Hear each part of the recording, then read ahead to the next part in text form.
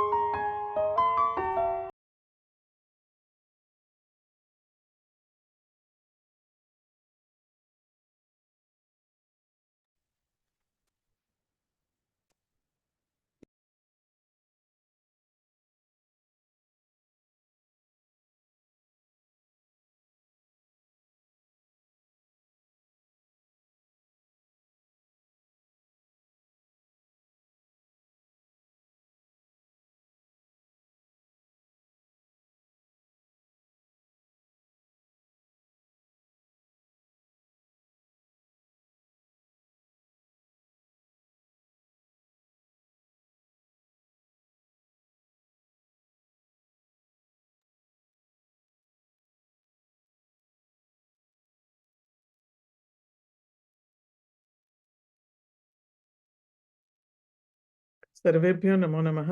स्वागतम। नमस्ते अंडी।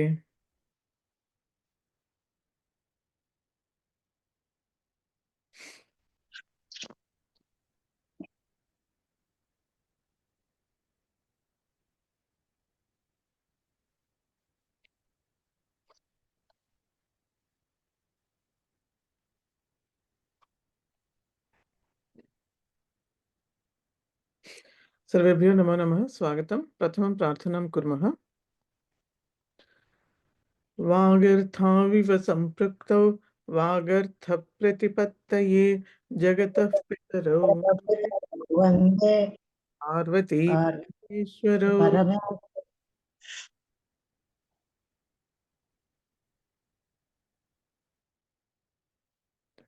ॐ सहनाववतु सहनौ भुनक्तु सह वीर्यं करवावहै तेजस्विनावधीतमस्तु मा विद्विषावहै। ॐ शान्ति शान्ति शान्तिः। एनाक्षरसमाम्नायमधिगम्य महेश्वरात् कृत्स्नं व्याकरणं प्रोक्तं तस्मै पाणिनये नमः। वाक्यकारं वररुचिं भाष्यकारं पतञ्जलिं पाणिनिं सूत्रकारं च प्रणतोऽस्मि मुनित्रयम्। अद्य कोविदवर्गस्य नवमकक्षा अस्ति। अद्य वयं पञ्चमपाठस्य द्वितीयभागस्य अध्ययनं कुर्मः। ఇవాళ కోవిద వర్గం యొక్క 9వ తరగతి. ఇవాళ మనం 5వ పాఠంలోని 2వ భాగం అన్వయ రచన ఏదైతే ఉందో అది చదవబోతున్నాం.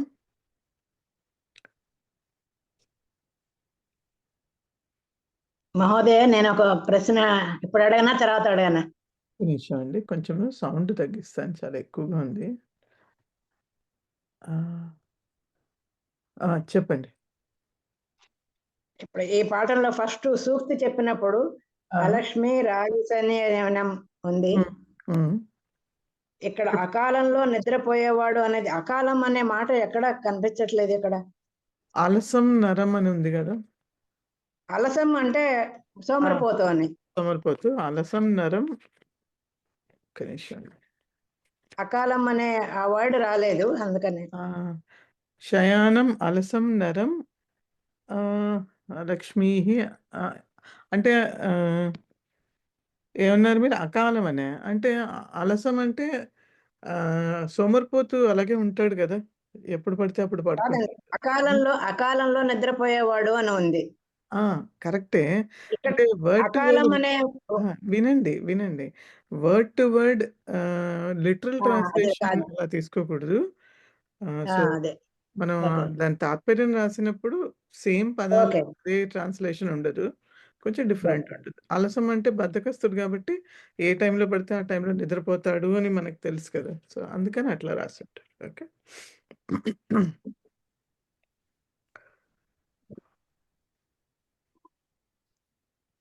ఒక 2 సెకండ్స్ అండి.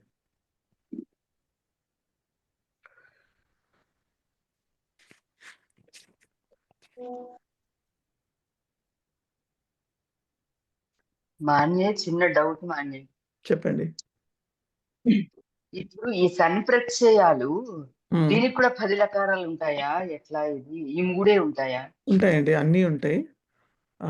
సో, అందుకనే ఉమ్. మీకు నేను చెప్పాను దాన్నేమంటారు అష్టాధ్యాయి యాప్‌లోకెళ్ళి అక్కడ గనక మీరు సన్ కర్తరి అని ఉంటుంది. అది చూడొచ్చు. కర్తరిలో అన్నీ మనకేవైతే 10 లకారాలున్నాయో వాటి రూపాలుంటాయి. అలాగే సన్ కృదంతః అని ఉంటుంది. కృదంతాలని. దానిలో కృదంత రూపాలన్నీ గూడా ఉన్నాయి. ఎలా అయితే మామూలు ధాతువుకుంటాయో అట్లాగే ఈ సన్‌ది కూడా ప్రత్యయం చేర్చిన తర్వాత ధాతువు అవుతుంది గాబట్టి దానికి కూడా మళ్ళీ అన్నీ లకారాలు, అన్ని కృదంతాలు అన్నీ ఉంటాయండి మళ్ళీ. ఓకే. సో, ఒకసారి చెక్ చేసి అలాగే నిజంతాలు గూడా అంతేనండి. నిజంతాలు కూడా ఫస్ట్ ధాతువుకి మనం నిజంత ప్రత్యయం చేరుస్తాం కాబట్టి మళ్ళీ ధాతువు వస్తుంది. దానికి అన్ని లకారాలు ఉంటాయి. అన్ని కృదంతాలు కూడా మళ్ళీ ఉంటాయి దానికి.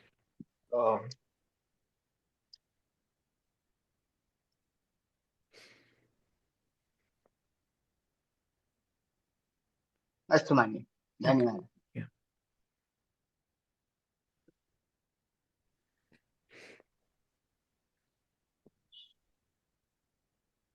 అన్వయ రచనలో 8వ శ్లోకం మనం చదవవలసింది. దానికి ముందర వ్యాఖ్యానం ఇచ్చారు. యదా దిలీపः సింహం మారయితుం ప్రయత్నం కృతవాన్ తదా తస్య కరః నిషంగే ఏవ సంలగ్నోऽభవత్. అంటే ఎప్పుడైతే దిలీప మహారాజు సింహం ధేనువుని ఆక్రమించడం చూసాడో అప్పుడు ఆయన దాన్ని తన బాణంతో కొట్టడానికి ప్రయత్నించినప్పుడు అది ఆయన చెయ్యి అందులో నిశ్శంగే అంటే అంబుల పొదిలోనే ఇరుక్కుని ఉండిపోయింది అని. కిమపి కర్తుం అశక్తః రాజా బహు కుపితః అభవత్. ఏమీ చేయడానికి వీలు కాకుండా అంటే అంతటి శౌర్యం కలిగినటువంటి ఆ రాజు బాణం వేయలేకపోవడం అన్నది ఆయనకి చాలా కోపాన్ని అంటే ఒక రకమైన అశక్తః అంటే ఆహ్, దాన్నేమంటారు శక్తిహీనుడైపోయాడు కదా! సో, అది ఆయనకి చాలా కోపాన్ని తెప్పించింది. తదా సింహః దిలీపం కథయతి. అప్పుడు ఆ సింహము దిలీపుడితోటి ఇలా అన్నది. ఎలా అన్నది అంటే తమార్యగృహ్యం నిగృహీతధేనుః మనుష్యవాచ మనువంశకేతుం విస్మాయ విస్మాయయన్ విస్మితమాత్మవృత్తౌ సింహోరుసత్వం నిజగాద సింహః. మరి ఇంకొకసారి తమార్యగృహ్యం నిగృహీతధేనుః మనుష్యవాచ మనువంశకేతుం విస్మాయయన్ విస్మితమాత్మవృత్తౌ సింహోరుసత్వం నిజగాద సింహః. అయిన తర్వాత ఇక్కడ మనం పద విభాగం చూస్తే ఫస్ట్ పదంలో తమార్యగృహ్యం, తం ఆర్యగృహ్యం. సో, ఇక్కడ సంధి ఏమీ లేదు. జస్ట్ ఓన్లీ వర్ణమేళనం ఉంది. తర్వాత నిగృహీత ధేనుః మనుష్యవాచ మనువంశకేతుం విస్మాయయన్ విస్మితం ఆత్మవృత్తౌ. ఆ విస్మితం ఆత్మవృత్తౌ దగ్గర కూడా అక్కడ కూడా ఏమీ సంధి లేదు. సింహోరు సత్వం నిజగాద సింహః. సో, కాబట్టి ఈ శ్లోకంలో ఎక్కడా కూడా సందులేమీ లేవు. ఓన్లీ 2 వర్ణమేళనాలతో. సో, క్రియాపదం వచ్చేసి ఏంటి? నిజగాథ. నిజగాద. సమ్యక్. ప్రథమ విభక్తులు ఏమేంటున్నాయి?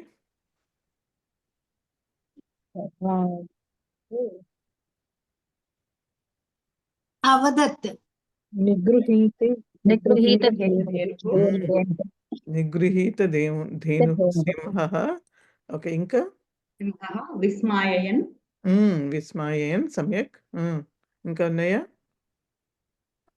ఇంకా ఉన్నాయా ప్రథమ విభక్తిలో? లేదండి. ఓకే. ద్వితీయ విభక్తి? ఆర్యగృహ్యం ఆరగృహ్యం హ్మ్. ఓకే. మనువంశికేతం వంశతికేతం. హ్మ్. ఇంకా విస్మితం విస్మితం విస్మితం. హ్మ్. సింహోరు సత్వం హ్మ్. ఉత్తమం. ఉత్తమం. తర్వాత తృతీయ విభక్తిలో మనుష్యవాచ ఆత్మవృత్తం మనుష్యవాచ. ఇంకా ఉన్నాయా? ఇంకా లేవండి. లేవు. సప్తమిలో సప్తమిలో ఆత్మవృత్తం ఆత్మవృత్తౌ. ఉత్తమం. సో, ఇది పద విభాగము. క్రియాపదం నిజగాథ. తర్వాత ప్రథమా విభక్తి సింహః నిగృహీతధేనుః విస్మాయయన్.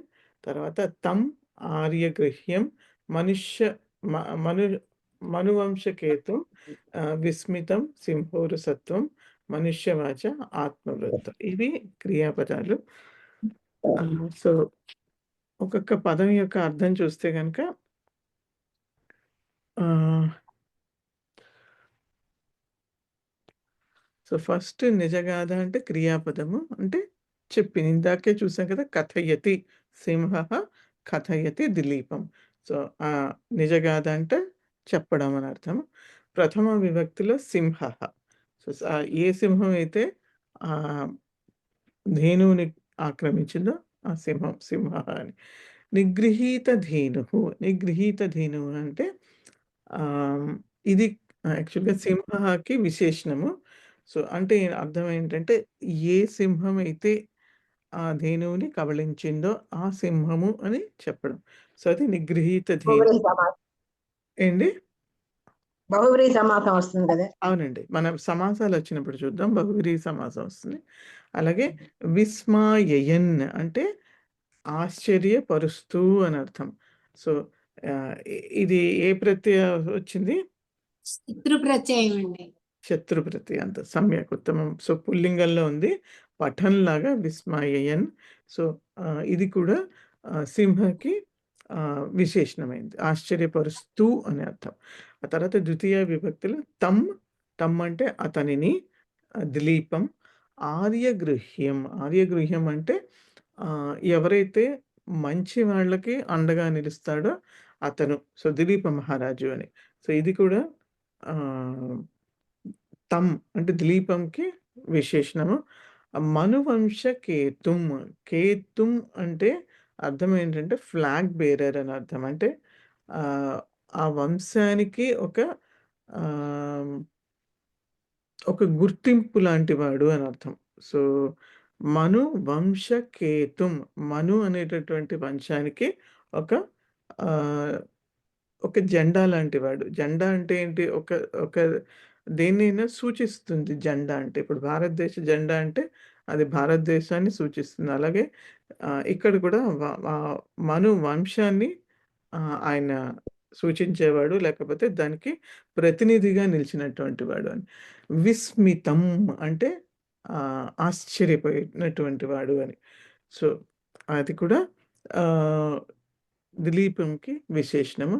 సింహోరు సత్వం అంటే సింహం లాంటి బలం కలిగినటువంటి వాడు. సత్వం అంటే బలం అని అర్థం. సో, సింహోరు సత్వం అంటే అంటే ఇక్కడ ఆహ్, బాగా ఎక్కువని, మహాన్ అని. సో, బాగా ఆహ్, మహత్వమైనటువంటి బలం కలిగినటువంటి వాడు అని అర్థం. సో, ఇది గూడా ఇక్కడ తమకి గుణసంధి రాదా మహోదయ? ఏవండి? ఇక్కడ గుణసంధి రాదా మహోరు సత్వం? మహోరు సత్వం అనలేదు నేను. సింహోరు సత్వం.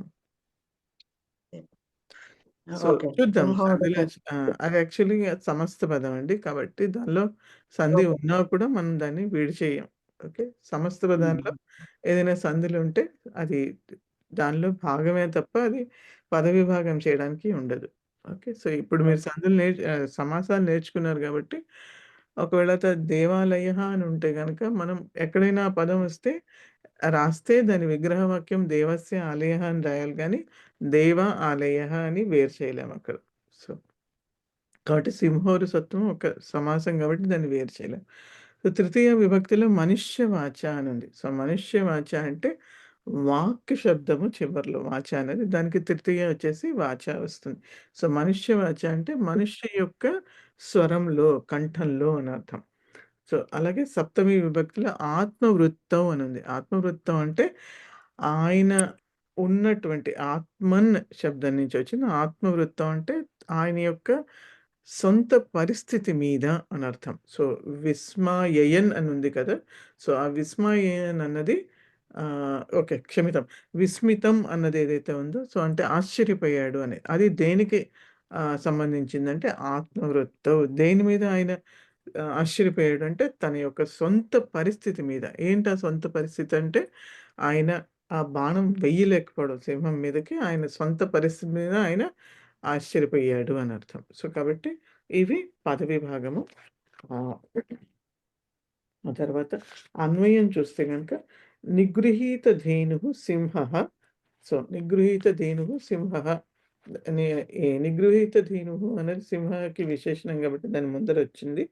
సో, ఆహ్, ఆ ధేనువుని ఆక్రమించినటువంటి ఆ సింహము అనర్థము. ఆ తర్వాత ఆర్యగృహ్యం మనువంశకేతం సింహోరసత్వం ఆత్మవృత్తో విస్మితం.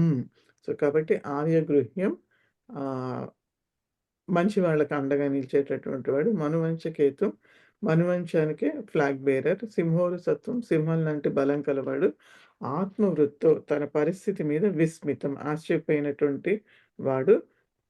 అటువంటి వాడు వాడితో వాడిని మనుష్యవాచ మనిషి యొక్క స్వరంలో విస్మయన్ ఆశ్చర్యపరుస్తూ నిజగాథ ఆ సింహం మాట్లాడింది అని. ఓకే. సో, ప్రతిపదార్థం వదిలేస్తున్నానండి. మీరు చదువుకోవచ్చు. తాత్పర్యం వచ్చేసి యదా దిలీపస్య బాహుః స్తంభః అభవత్. ఎప్పుడైతే దిలీపుడి యొక్క ఆ చెయ్యి స్తంభించిపోయిందో తదా స బహు విస్మితః. అప్పుడు అతను చాలా ఆశ్చర్యపోయాడు. తస్మిన్నేవ సమయే సింహః మనుష్యవాచేన. అప్పుడే సింహం మనిషి యొక్క కంఠంతో స్వరంతో దిలీపం ఉద్దిశ్య అకథయత్. దిలీపుడిని ఉద్దేశించి ఇలా అన్నది. సింహః మనుష్యవాచ యత్ అవదత్. ఎప్పుడైతే సింహం మనుష్య యొక్క కంఠంలో మాట్లాడిందో అప్పుడు ఏమైంది? తత్ శ్రుత్వా అది విని రాజా నితరాం ఆశ్చర్యచకితః అభవత్. అప్పుడు అతను చాలా ఆశ్చర్యానికి గురయ్యాడు అని. అన్వయ రచన నిజగాథ అంటే అకథయత్ చెప్పినది అని అర్థం. కహ నిజగాథ. సో, కర్త ఎవరు ఇక్కడ? కర్త ప్రథమా విభక్తి సింహః. సో, దానికి విశేషణం కాబట్టి కీదృశః సింహః నిగృహీత ధేనుః. మళ్ళీ పునః కీదృశః మళ్ళీ ఎటువంటి వాడు అంటే ఆహ్, విస్మయన్ ఆశ్చర్యపరుస్తూ ఉన్నట్టు. సో, ఇది యాక్చువల్‌గా నిచ్ ప్రత్యయం. నిచ్ అంటే మనకు తెలుసు కదా! చేయించేటటువంటి వాడు అని అర్థం కాబట్టి ఆశ్చర్యపరుస్తూ ఉన్నటువంటి వాడు. కయా విస్మయన్ ఎలా విస్మయపరిచాడు? దేనితోటి అంటే మనుష్యవాచ మనిషి యొక్క స్వరంతో మాట్లాడి ఆశ్చర్యపరిచాడు. ఇప్పుడు కర్మపదం కం విస్మయన్ అంటే అంటే దిలీపం అని. కీదృశం అంటే ఎటువంటి వాడు ఇవన్నీ మిగతావన్నీ విశేషణాలు రావాలి కాబట్టి సింహోరసత్వం. ఆ తర్వాత పునః కీదృశం అంటే మనువంశ కేతుం. ఆ తర్వాత పునః కీదృశం అంటే ఆర్యగృహ్యం. ఆ తర్వాత మళ్ళీ పునః కీదృశం అంటే ఆశ్చర్యపోయినటువంటి వాడు విస్మితం. తర్వాత కుత్ర విస్మితం. ఆత్మవృత్తో సప్తమిలో ఉంది కాబట్టి స్థలానికి సంబంధించింది. స్టేటస్ అన్నది గూడా ఒక స్థలమే కాబట్టి అక్కడ కుత్ర విస్మితం అంటే ఆత్మవృత్తో విస్మితమే. ఒక్క నిమిషమండి.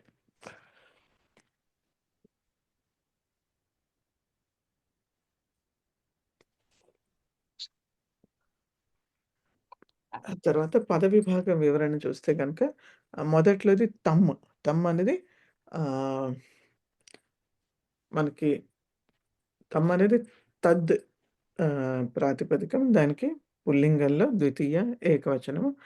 ఆర్య గృహ్యం ఓకే. రెండో పదం. సో, ఆర్య గృహ్యం అనేది మనకి ఇది కూడా పుల్లింగంలో ద్వితీయ ఏకవచనం అకారాంతము. ఆ తర్వాత మనువంచ కేతుం అన్నది ఉకారాంత పదము, పుల్లింగము. అది కూడా ప్రథమ ఏకవచనము. ఆ తర్వాత మనుష్యవాచ అన్నది స్త్రీలింగ పదము. వాక్ అనేది స్త్రీలింగం. సో, వాక్ స్త్రీలింగము తృతీయ ఏకవచనము. ఆ తర్వాత మనువంశ కేతు. ఓకే. మనువంశ కేతుం అన్నది ఉకారాంతము, పుల్లింగము, ద్వితీయ ఏకవచనము. విస్మాయయత్ అన్నది విస్మాయయత్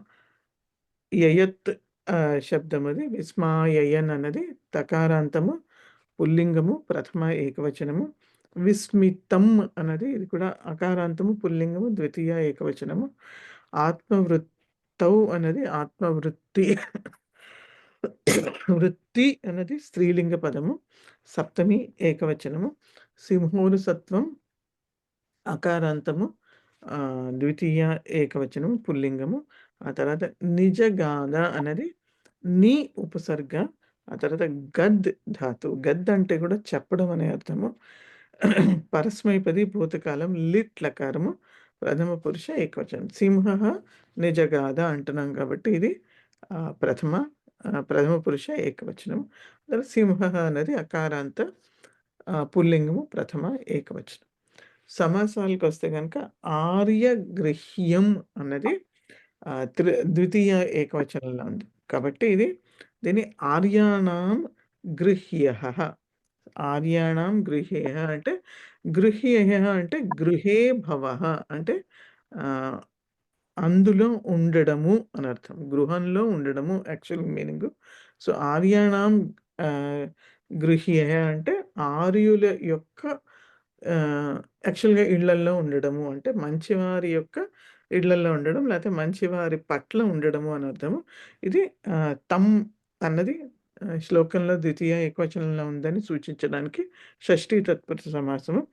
ఆ తర్వాత నిగృహీత ధేనుః అన్నది నిగృహీతా ధేనుః ఏన సహా అంటే దేని చేతైతే ఆ సింహము నిగృహీతబడిందో, ఆక్రమింపబడిందో అది అని అర్థం. ఇది కూడా ద్వితీయలో ఉంది కాబట్టి తమ్ అని మనం దీన్ని సూచిస్తాం, బహువ్రీహి సమాసము.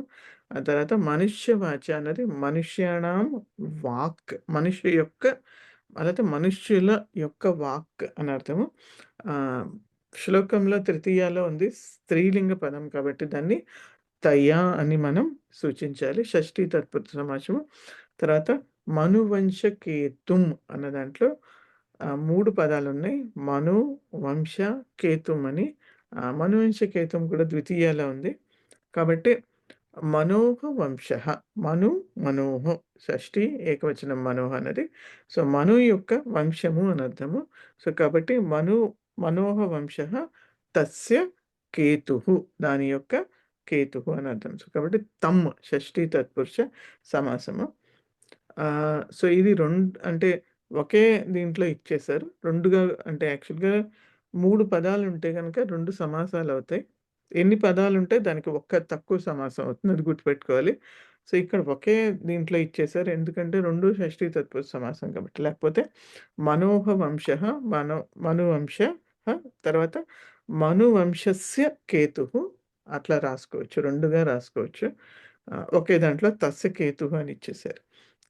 సో తమ్ అని శ్లోకంలో ద్వితీయలో ఉంది కాబట్టి తమ్ అని సూచిస్తాం. షష్ఠీ తత్పురుష సమాసం ఇది కూడా.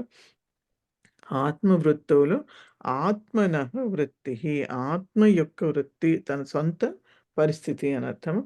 సో తస్యాం ఇది వృత్తి అన్నది స్త్రీలింగం కాబట్టి వృత్తౌ సప్తమి కాబట్టి తస్యాం అని మనం దాన్ని సూచిస్తున్నాం. షష్ఠీ తత్పురుష సమాసము.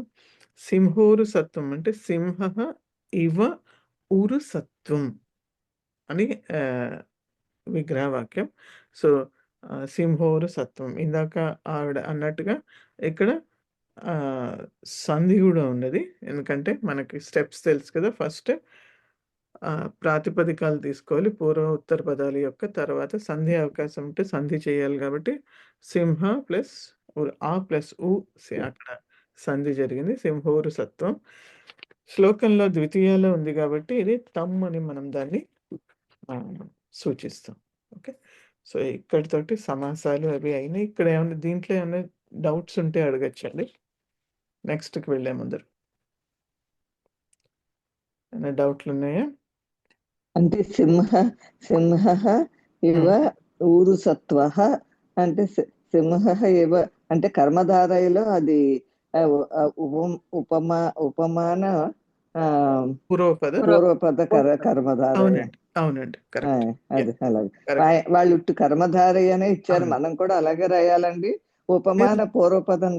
పూర్తిగా రాయాలండి. మనకు తెలుసు కదా ఎన్ని ఉమ్, ఉన్నాయని. సో, అంతే అదేనా. పూర్తిగా రాయాలి. ఏదైతే ఉమ్, పూర్తిగా. అలా యాహ్!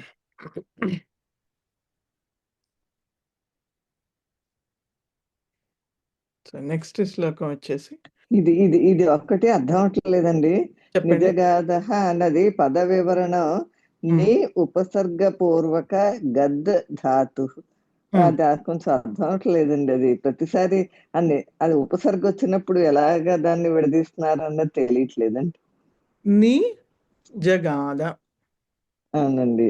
లిట్లకారంలో మనకి తెలుసు కదా! ముమోచ డబల్ అవుతుంది. ఫస్ట్ అదేంటి ముమోచ అలా ని జగాద. ని అన్నది ఉపసర్గ, జగాద అన్నది లట్లకార రూపం అది. లిట్‌లో మరి ఇక్కడ గద్ శబ్దమా ఇచ్చారు, జా ఏమైందండి మరి?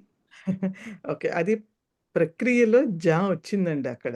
అదే చెప్తున్నాను. ఆహాహా, జగాదాలో ఆహా. గద్ ధాతువైతే అది లిట్లకారంలో ఆహ్, ఏదైతే గ ఉందో అది డబల్ అయ్యి మళ్ళీ ప్రాసెస్ ఉంటుంది. అప్పుడు అది అయిందది. సో, కాబట్టి ని జగాద అయిందది. దాని అంటే రూపం అది. ఇప్పుడు జస్వ సంధి ఏమన్నా వస్తుందండి అక్కడ? అయ్యో! ఏం లేదండి. అక్కడ ఏమి సందులు ఏమి ఆహాహా. లేదు. అంటే ఏమి సందు లేదు. అంటే అదేదో వచ్చే అర్థం లేదండి. మీరు అవ్వలేదు. ఒక్కసారి గనక ఏదైనా సరే ఒకవేళ అష్టాధ్యాయిలో లిట్లకారాలు చూస్తే గనక మీకు అన్నీ గూడా డబలింగ్ ఉంటుంది. ప్రతి దాంట్లోను. ఉహు, సరే ఆ అలాగే. అష్టాధ్యాయి యాప్‌లోకెళ్ళి చూడండి అన్నీ కూడాను. ఓకే. అప్పుడు ఆ, అర్థం. అది దాని రూపం అండి అంతే.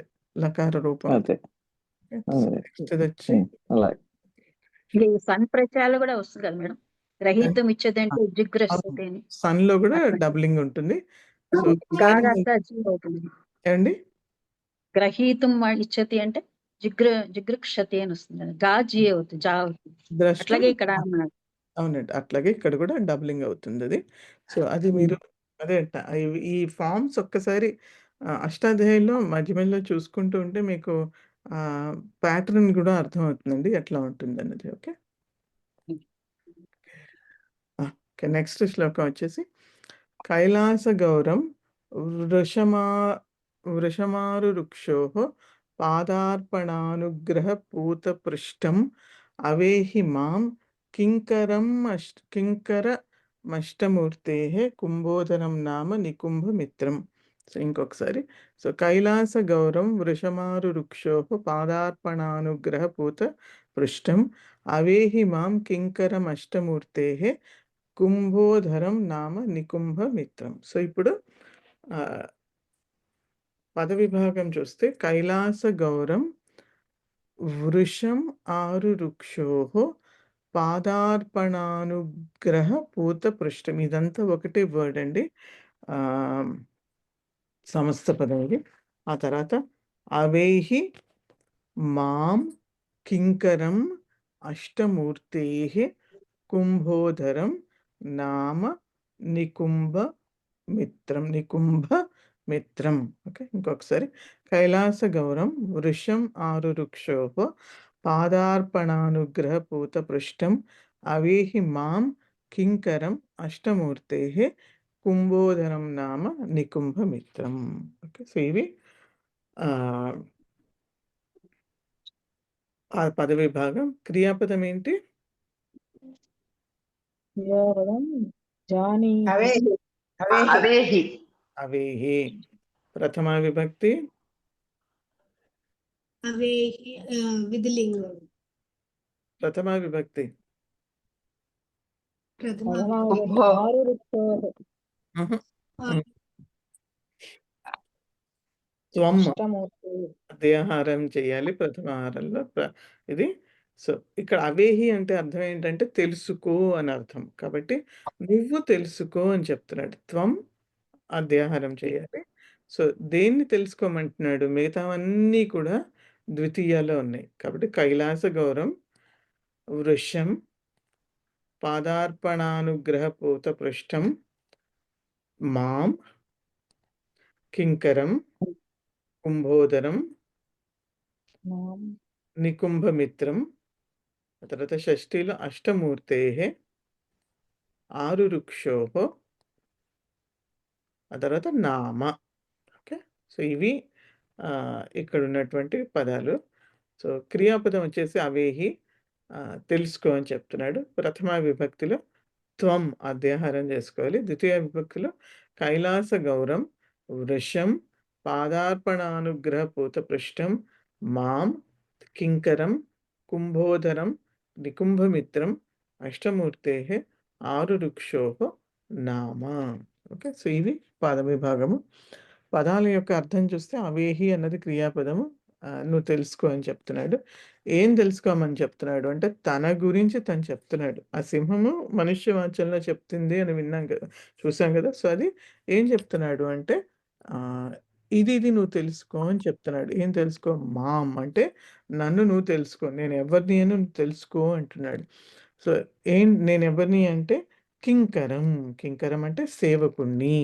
సో, ఎవరి యొక్క సేవకుణ్ణి అంటే అష్టమూర్తే అంటే 8 రూపాలు కలిగినటువంటి శివుడి యొక్క నేను సేవకుడిని. ఇక్కడ అష్టమూర్తే అంటే శివుడిని సూచిస్తోంది. 8 రూపాలు కలిగినటువంటి వాడు శివః. అలాంటి కింకరుడు సేవకుడిని నేను. సో, సో నామ కాదు కాదు కాదు శివుడి కింకరుడునైనా నికుంభుని యొక్క స్నేహితుడు, మిత్రం. మహోదయ, మీరు పూర్తిగా విన్న తర్వాత అప్పుడు ఏదైనా డౌట్ ఉంటే అడగండి. ఓకే. వినండి. విన్న తర్వాత అడగండి. మధ్యలో ఆపితే నా ఫ్లో పోతుంది. అండ్ నేనేం చెప్తున్నానో అది మీరు అర్థం చేసుకోండి. ఓకే. సో, ఇక్కడ కింకరం అనేటటువంటి పదం ఏదైతే ఉందో అది అష్టమూర్తికి లింక్ ఉంది. మీరు ఎప్పుడైతే అన్వయ రచన రాస్తారో ఆ లింక్ తెలుసుకున్నప్పుడే రాయగలుగుతారు. లేకపోతే రాయలేరు. సో, కింకరం ఎవరి యొక్క సేవకుడు? అష్టమూర్తి శివుడి యొక్క సేవకుడు అని అర్థం. ఓకే. సో, అండ్ కుంభోదరం నామ. సో, అతని పేరేంటి? కుంభోదరం. ఇంకా ఏంటి? నికుంభ మిత్రం అంటే నికుంభ శివుడి యొక్క ఇంకొక సేవకుడైనటువంటి నికుంభ అన్నటువంటి వాడి యొక్క మిత్రుణ్ణి నికుంభ మిత్రం అని చెప్తున్నాడు. ఆ తర్వాత కైలాస గౌరం వృషం. సో, ఈ వృషం అంటే ఏంటంటే ఆయన దగ్గర ఉండేటటువంటి ఏదైతే ఎద్దు ఉన్నదో శివుడు ఎద్దు యొక్క విశేషణం ఇది. కైలాస గౌరం అంటే తెల్లగా. కైలాస గౌరం అంటే గౌరం అంటే ఇక్కడ గౌర అంటే తెల్లగా అని అర్థము. కైలాస అంటే కైలాసంలాగా తెల్లగా ఉన్నటువంటి వృషం అని అర్థం. అలాగే పాదార్పణానుగ్రహ పృష్టం అంటే ఇది ఈ కుంభోదరం యొక్క లేకపోతే మాం యొక్క విశేషణం. సో, వృషం యొక్క విశేషణం కైలాస గౌరము. అలాగే కుంభోదరం యొక్క విశేషణము పాదార్పణానుగ్రహ పృష్టం అంటే ఈ సింహం ఎలాంటిది అంటే ఎప్పుడైతే నేను ఎలాంటి సేవకుడిని అంటే పాదార్పణ అనుగ్రహ పూత పృష్టం. యాక్చువల్గా ఇది పాదార్పణానుగ్రహ పూత పృష్టం అంటే ఎప్పుడైతే ఆ శివుడు ఆ వృషభం మీదకి ఎక్కాలనుకుంటాడో అప్పుడు ఆయన ఎలా ఎక్కుతున్నాడు అంటే ఈ సింహం ఏదైతే ఈ కింకరం ఉందో దీని మీద ఆయన కాలు పెట్టి పాదార్పణ అంటే పాదం పెట్టినప్పుడు ఈ సింహానికి ఎలాంటి అనుగ్రహం వస్తుందో అలాంటి అనుగ్రహం ఎలాంటిదంటే పూత పృష్టం అంటే ఆయన యొక్క వెనకాల ఉన్నటువంటి భాగాన్ని అది పూత అంటే ప్యూర్ అని పవిత్రం చేయడం. అలాంటి ఆయన శివుడు కాలు పెట్టడం వల్ల పవిత్రమైనటువంటి వీపు కలిగినటువంటి వాడు అని అర్థం. సో, మొత్తం అర్థం అది. పాదార్పణ అనుగ్రహ పూత అంటే ప్యూర్, పృష్టం అంటే వెనకటి భాగము. సో, ఎవరైనా ఎక్కేటప్పుడు ఎలా ఎక్కుతారు? ఎవరైనా వంగి ఉన్నప్పుడు దాని వెనక భాగం మీద కాలు పెట్టి దాని మీదకి ఎక్కుతారు. కాబట్టి అది చెప్తున్నాడు. ఆయన శివుడు గనుక ఈ ఎద్దుని ఎక్కాలి అంటే గనక అప్పుడు ఆయన నా వెనకాల వీపు మీద కాలు పెట్టి నా వీపు భాగాన్ని పవిత్రం చేసి అలా అయినటువంటి పవిత్రమైన వెనక భాగం కలిగినటువంటి వాడిని అని చెప్తున్నాడు. సో, ఇవి 6 రుక్షోహ అంటే ఎక్కడము అని అర్థం. అధు ఆహ్, అధిరోహించడం, ఎక్కడము అని. నామ అంటే పేరు అని. సో, ఇవి పదాల యొక్క అర్థము. ఆ తర్వాత అన్వయం చూస్తే కైలాస ఘోరం వృషం ఆరు రుక్షోహ అంటే తెల్లగా ఉన్నటువంటి కైలాసంలాగా తెల్లగా ఉన్నటువంటి ఆ వృషంని ఎక్కుతూ ఉన్నప్పుడు ఎక్కాలి అన్నప్పుడు అష్టమూర్తేహే అంటే ఆ శివుడి యొక్క పాదార్పణ అనుగ్రహ పృత పృష్టం. సో, ఇవన్నీ కూడాను మిగతావన్నీ ఈ మాంకి విశేషణాలు. సో, పాదార్పణ పూత పృష్టం, నికుంభ మిత్రం, మాం నన్ను, కుంభోధరం అని పేరుతోటి కింకరం సేవకుడిగా నువ్వు తెలుసుకో అని చెప్తున్నాడు. కాబట్టి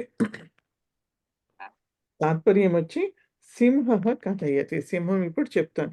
అహం న సామాన్యః సింహః. నేను సామాన్యమైనటువంటి ఉట్టి సింహాన్ని కాదు. నువ్వు అనుకున్నట్టుగా నేను ఏదో సింహాన్ని కాదు. నేను సామాన్యమైనటువంటి వాడిని కాదు అని చెప్తాను. మమ నామ కుంభోధరః. నా పేరు కుంభోధరః అని. ఓకే. సో, మమ నామ కుంభోధరః. నా పేరు కుంభోధర. అహం శివకింకరస్య నికుంభస్య మిత్రం. నేను శివుడు సేవకునైనటువంటి నికుంభుడి యొక్క మిత్రుణ్ణి అని చెప్తున్నాడు. యథా ఈశ్వరః వృషభవాహనం ఆరోఢుం ఇచ్చతి. ఎప్పుడైతే ఈశ్వరుడు వృషభాన్ని ఎక్కడానికని అనుకుంటాడో తదా మమ పృష్ఠస్య ఉపరి పాదం నిక్షిప్య. నా వెనకాని భాగం మీద పాదం పెట్టి తతః ఆరోహతి. అప్పుడు ఎక్కుతాడు. ఏమం మమ పృష్టం పవిత్రం. అందుకని నా వెనక భాగము పవిత్రమైంది. అహం శివస్య కింకరః అస్మి ఇది. నేను శివుడి యొక్క కింకరుణ్ణి అంటే నేను శివుడి యొక్క సేవకుణ్ణి అని అర్థం. ఆ తర్వాత అన్వయ రచన వచ్చేసి క్రియాపదం అవేహి అంటే జానీహి తెలుసుకో అని అర్థం. సో, జానీహి అంటే మనకి తెలుస్తుంది. ఇక్కడ ఏంటి హి అని రాగానే లైక్ అది మధ్యమ పురుష ఏకవచనంలో ఉంది. కాబట్టి దానికి అధ్యాహారం మనం త్వం అని చేసుకోవాలి. సో, కహ ఎవరు అంటే నువ్వు అంటున్నాడు. కర్త వచ్చేసి త్వం. కం అవేహి దేనిని తెలుసుకోవాలి అంటే మాం నన్ను తెలుసుకో అని చెప్తున్నాడు. కీదృశం మాం. ఇప్పుడు అన్ని దాని యొక్క విశేషణాలు వస్తాయి. ఎటువంటి వాడిని అంటే నికుంభ మిత్రం. నికుంభుడి యొక్క మిత్రుని. ఆయన నికుంభుడు అనేటటువంటి వాడు కూడా శివుడి యొక్క సేవకుడే. పునః కీదృశం మళ్ళీ ఎటువంటి వాడిని అంటే కుంభోధరం అనేటటువంటి పేరు కలిగిన వాడిని. పునః కీదృశం మళ్ళీ ఎటువంటి వాడిని అంటే కింకరం సేవకః అని అర్థం. కస్య కింకరం ఎవరి యొక్క సేవకుడిని నేను అంటే అష్టమూర్తేహే అంటే అష్టమూర్తేహే షష్ఠీ ఏకవచనం ఉంది శివస్య అని. ఆ తర్వాత ఇక్కడ యాక్చువల్‌గా మీకు కీదృశస్య అష్టమూర్తేః అన్నాడు. ఓకే. సో, 6 రుక్షోభ అంటే ఎటువంటి అష్టమూర్తి, ఎటువంటి శివుడు అంటే గనక 6 రుక్షోభ అంటే ఎక్కాలి అనుకున్నటువంటి వాడి యొక్క అని అటువంటి వాడు అని. కం 6 రుక్షోభ దేనిని ఎక్కాలి అనుకుంటున్నవాడు అంటే వృషం అని. దేన్ని ఎక్కాలి? వృషభాన్ని. కీదృశం వృషం అంటే ఎటువంటిది ఆ వృషం అంటే కైలాసగం అదేంటి హిమాలయాల్లాగా తెల్లగా ఉన్నటువంటి ఆ వృషం అని. యాక్చువల్‌గా ఇక్కడ పునః కీదృశం అని ఇచ్చాడు. అది విశేషణము మనకి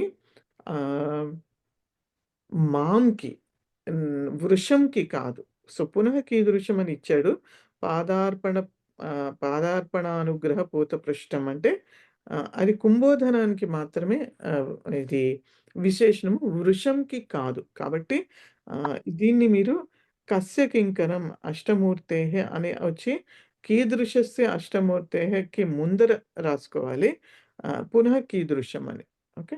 సో, విశేషణం ఇది మాంకి కాబట్టి, కుంభోధనానికి కాబట్టి, సింహానికి. కాబట్టి ఇది పైన రావాలి పునః కీదృశః. లేకపోతే ఆ కింకరంకి ముందరే రాసుకోవాలి. పునః కీదృశం పాదార్పణానుగ్రహ ప్రోత పృష్టం రాసుకొని పునః కీదృశం కింకరం అని రాసుకోవాలి. అప్పుడు మిగతా లైన్ అంతా కరెక్ట్‌గానే ఉంది. ఓకే. తర్వాత పద వివరణం వచ్చేసి కైలాస గౌరం అంటే అకారాంత పుల్లింగ ఏవేవైతే ద్వితీయాలు ఉన్నాయో అవన్నీ కూడా ద్వితీయ అని రాసుకోవాలి. కైలాస గౌరం ఉంది కాబట్టి అకారాంత పుల్లింగం ద్వితీయ ఏకవచనం.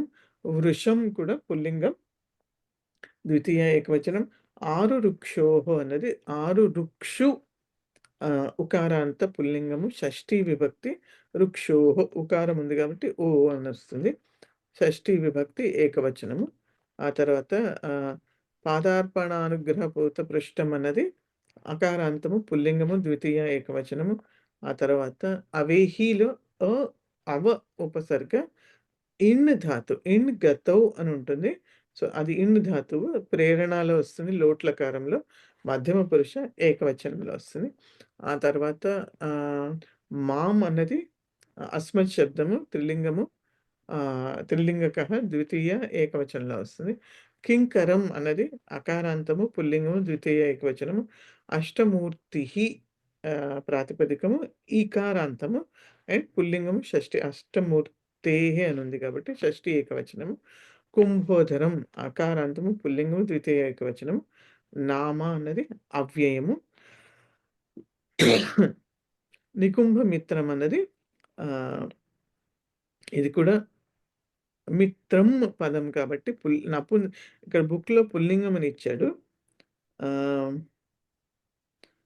యాక్చువల్లీ పుల్లింగమే అది, ఎందుకంటే బహువ్రీహి సమాసం కదా, కాబట్టి పుల్లింగమే. మిత్రం అన్నది నపుంసకలింగం అయినా సమాసం చేసినప్పుడు అది పుల్లింగం అయింది కాబట్టి పుల్లింగము ద్వితీయ ఏకవచనము వస్తుంది. సమాసాలు చూస్తే కైలాస గౌరం అనేది కైలాస ఇవ గౌరః అంటే కైలాసంలాగా తెల్లగా ఉన్నటువంటిది. తమ్ కైలాస గౌరం ద్వితీయాలో ఉంది కాబట్టి తమ్ అని సూచిస్తున్నాం. కర్మధారే సమాసము, ఉపమాన పూర్వపద కర్మధారే. ఆ తర్వాత పాదార్పణ పూత పృష్టం దగ్గర పాదయోహ అర్పణం, 2 పాదాలు ఉంటాయి కాబట్టి సో మనం సమాసాలు నేర్చుకున్నప్పుడు అవి 1 ఉందా 2 ఉందా అని చూసుకుని దాని ప్రకారం చేయాలి. 2 పాదాలు కాబట్టి పాదయోహ అర్పణం, 2 పాదాల యొక్క పెట్టడం అని అర్థం. పాదార్పణం షష్ఠీ తత్పురుష సమాసము. పాదార్పణం ఏవ అనుగ్రహః, ఆ పాదాలు పెట్టడం అన్నది అనుగ్రహము కాబట్టి కర్మధారే. అవధారణ ఏవ అని ఉంది కాబట్టి అవధారణ కర్మధారే సమాసం. పాదార్పణానుగ్రహేణ పూత పురుష్టం, సో దానివల్ల పవిత్రమైనటువంటి వెనుక భాగము. యస్య సహ ఎవరికైతే అది ఉన్నదో అని అర్థం. సో సహ అది సో పాదార్పణానుగ్రహేణ పూత పృష్టం యస్య సహ కాబట్టి తం బహువ్రీహి సమాసము. అష్టమూర్తే అనేది అష్టమూర్తయ యస్య సహ ఎవరికైతే 8 రూపాలు ఉన్నాయో అతను. సో కాబట్టి తస్య షష్ఠీలో ఉంది కాబట్టి తస్య అని చెప్తున్నాం. బహువ్రీహి సమాసం. సో అష్టమూర్తయ యస్య సహ అంటే సమానాధికరణ బహువ్రీహి సమాసము. అలాగే నికుంభ మిత్రం యస్య సహ ఇది కూడా సమానాధికరణం, ఎందుకంటే నికుంభ ప్రథమ ఏకవచనంలో ఉంది, మిత్రం కూడా ప్రథమ ఏకవచనంలో ఉంది కాబట్టి సమానాధికరణ బహువ్రీహి సమాసం. ఇది కూడా తం అనేది బహువ్రీహి సమాసం. ఓకే, ఇప్పుడు ఏమైనా డౌట్స్ ఉంటే అడగచ్చండి. ఓకే, చెప్పండి. పాదపూర్ణ నిగృహేణ పాదార్పణ నిగృహేణ పూతం పృష్టం యస్య సహ తమ అన్నారు. బహువ్రీహి అన్నారు కదండి, అది ఇది సమానాధికరణ అండి లేకపోతే విద్య? అదే యాక్చువల్లీ ఇది గ్రహీణ ఉంది కదా, సో తృతీయ వచ్చింది కదా, సమానాధికరణం కాదు, వ్యధికరణ బహువ్రీహి. అది కాదండి, సమానాధికరణం కాదు ఇది. ఓకే, అందుకనే వాళ్ళు ఎక్కడైతే క్లియర్గా ఇవ్వలేదో అందుకనే ఇవ్వలేదు. క్లియర్గా ఎక్కడ ఇవ్వలేరు కాబట్టి ఇవ్వలేదు. పాదార్పణ ఓకే, తృతీయలో ఉంది కదా అనుగ్రహీణ అని. సో అందుకే. ఇంకేమైనా డౌట్స్ ఉన్నాయండి? ఆరుక్షుకు అనేది ఒక రకంగా సన్ప్రత్యయమే కదండి? సన్ప్రత్యయం అండి, అవునండి. ఇది ఆంగ్ ఉపసర్గ రుహ్ సన్ ప్రత్యయ అండ్ తర్వాత మళ్ళీ ఊ ప్రత్యయ కృదంతం కూడా వచ్చిందండి, అందుకని ఆరు రుక్షు అని వచ్చిందండి. ఓకే, దాన్ని మళ్ళీ పదపరిచయం చెప్పరా? ఆంగ్ ధాతు, ఆంగ్ ధాతు, ఆంగ్ ఉపసర్గ ధాతు కదా, ఉపసర్గ. రుహ్ ధాతు, రుహ్ ధాతు సన్ ప్రత్యయాంతము. ఆ తర్వాత ఉ మళ్ళీ ఇప్పుడు ఎలా అయితే మనకి ఇప్పుడు మన సన్ ప్రత్యయాలు నేర్చుకున్నాం కదా. సో పి పటిషుహు అని వచ్చింది కదా. సో అది ఉ అన్న కృదంతం అది. ఉ ఉ కృద ఉ అన్నది ప్రత్యయం అన్నమాట అక్కడ. ఆరు రుక్షుహు. సో పి పఠిషుహు అని ఏదైతే ఉందో అంటే పఠితుం ఇచ్చుహు ఎక్కడానికి ఇష్టపడుతున్నటువంటి వాడు అని, ఇష్టపడడం, ఇష్టపడ పడడం అని అర్థం అక్కడ. ఇచ్చుహు పడుతున్నవాడే అన్నది ఇచ్చుహు అంటే. ఓకే, ఇష్టపడుతున్నవాడు అని అర్థం. Okay,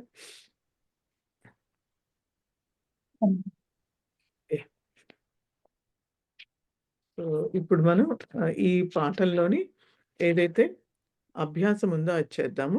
okay, right. సో మొదటి అభ్యాసము అధోలిఖితాని విగ్రహవాక్యాన్ని సమ్యక్ పరిశీల్య సమస్త పదం బహువ్రీహి సమాస ప్రభేదస్య నామ చ లిఖితం. సో కాబట్టి కింద ఇచ్చినటువంటి కింద వాళ్ళు మనకి విగ్రహవాక్యాలు ఇచ్చారు. సమస్త పదం రాయాలి, ఏ సమాసం ఒకటి రాయాలి. సో బ్రాకెట్స్లో ఇచ్చినవి మనకి మనం ఇది బహువ్రీహి సమాసం అంటే అన్య పదార్థ ప్రాధాన్యం ఉంది కాబట్టి అన్య పదార్థం మనకి బ్రాకెట్స్లో ఇచ్చారు. సో అది పుల్లింగం అయితే పుల్లింగంలాగా మనం దాన్ని విగ్రహవాక్యాన్ని రాసుకోవాలి. స్త్రీలింగం అయితే స్త్రీలింగాన్ని డినోట్ చేయాలి, నపుంసకలింగం అయితే నపుంసకలింగాన్ని డినోట్ చేయాలి. మనం అక్కడ చూపించాలి. సో కాబట్టి అది చూసుకుని చేయాలి. సో ఉదాహరణ వచ్చేసి మహాబలః అని ఇచ్చారు. మహాబలః అంటే మహత్ బలం యస్య సహ. సో ఎవరికైతే ఎక్కువ బలం ఉన్నదో, సో బ్రాకెట్స్లో పురుషః అని ఇచ్చారు.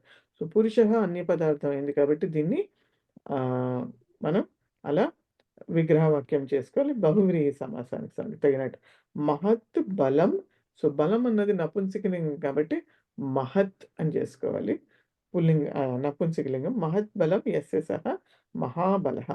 సో కర్మధారయ సమాసంలో మనం చేసుకున్నప్పుడు ఎక్కడైతే విశేషణ పూర్వపద కర్మధారయలో కూడా సో మహాన్ ఇంకేదైనా అంటే మహాన్ వైయాకరణ అని ఉన్న చోట సో మహాన్ దగ్గర అది మనం పూర్వపదం మహా అని తీసుకుంటాం కాబట్టి ఇక్కడ కూడా సేమ్.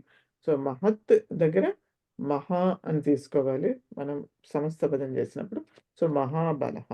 సో మహత్ అండ్ బలం ప్రథమ విభక్తులు అన్నాయి కాబట్టి సమానాధికరణ బహువ్రీహి సమాసం ఇది. ఓకే, సో మొదటిది నెక్స్ట్ లక్ష్మీ కుమారి గారు. ఉన్నతాని శిఖరాని యస్మిన్ సహా అంటే ఎందులో అయితే ఉన్నతమైనటువంటి శిఖరాలు ఉన్నాయో అది. సో గిరిహి అంటే కూడా పర్వతః అనే అర్థం, పుల్లింగ పదము. ఓకే, సో ఇది సమస్త పదము. ఆ తర్వాత బహువ్రీహి సమాసం పేరు రెండు చెప్పండి.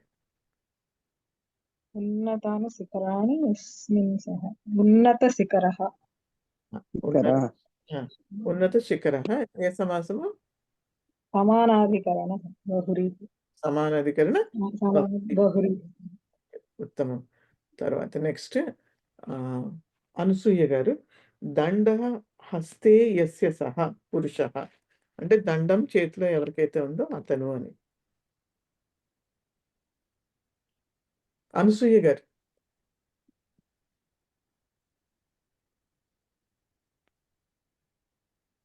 దండహస్తః వ్యధికరణ సమాసం. వ్యధికరణ ఎందుకంటే దండ ప్రథమాలో ఉంది, హస్తే అన్నది సప్తమిలో ఉంది కాబట్టి. ఆదిలక్ష్మి గారు. కుసుమారి హస్తే ఏషాం తే పురుషాః. కుసుమహస్తాః వ్యధికరణ సమ్యక్ అండి. సో కుసుమాని తర్వాత కుసుమాని అన్నది ప్రథమాలో ఉంది, హస్తే అన్నది సప్తమిలో ఉంది, ఏషాం అన్నది అక్కడ ఎవరి యొక్క చేతుల్లో. పురుషాహ అన్నది బహువచనం కాబట్టి అక్కడ మనం ఏషాం అని వాడాలి. తే కూడా పురుషాహ బహువచనం కాబట్టి అలా వాడాలి. తర్వాత భవానీ గారు. న విద్యతే బలం యస్యాహ సా స్త్రీలింగం. न विद्यते बलं यस्याः सा अबला नై బహువ్రీహి. అబల నై బహువ్రీహి సమాసం.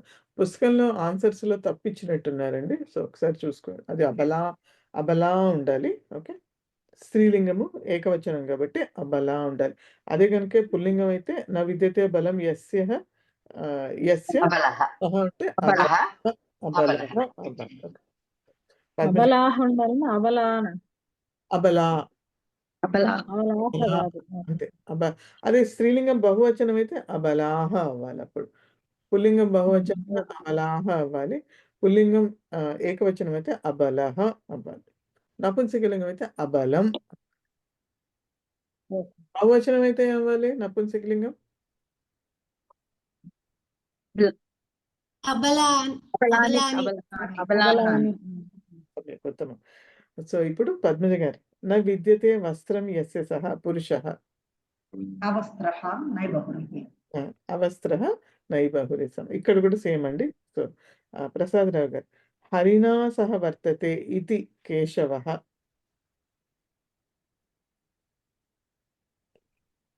ఎవరమ్మా? మీరేనండి ప్రసాదరావు గారు. హరిణా సహ వర్తతే ఇతి ఉమ్, సహరిః సహరిః కేశవః అంటే కేశవః సహరిః. సో హరితోటి ఉండేటటువంటి వాడు హరిణ అంటే హరిణ హరితోటి ఉండేటటువంటి వాడు కేశవ. తర్వాత ఎన్ కళ్యాణి గారు మిత్రై సహ వర్తతే ఇది ఉమేష. సమిత్రః సమిత్ర సమ్యక్ అంటే సమిత్రః సహ పూర్వపద బహువ్రీహి సమాసం. అవును. తర్వాత అరుణ గారు శంఖ పాణో యస్య సహ ముకుందః. శంఖపాణి వ్యధికరణ బహువ్రీహి. ఉత్తమం అండి. రమ రిక్తౌ హస్తౌ యస్య సహ భిక్షుకః. రమ ఓకే. సుబ్బలక్ష్మి గారు నమస్కారం.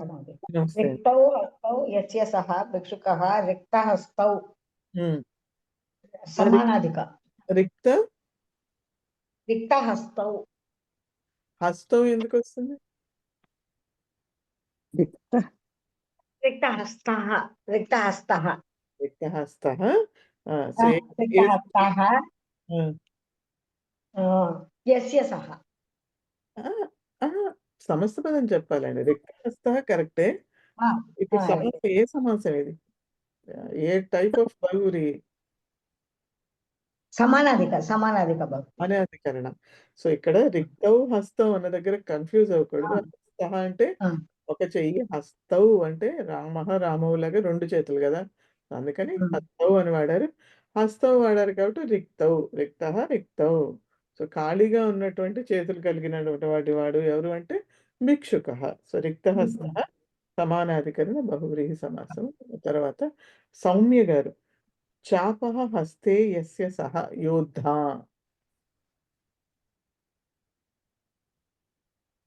సౌమ్య కొంచెం గట్టిగా చెప్పండి, వినిపించట్లేదు.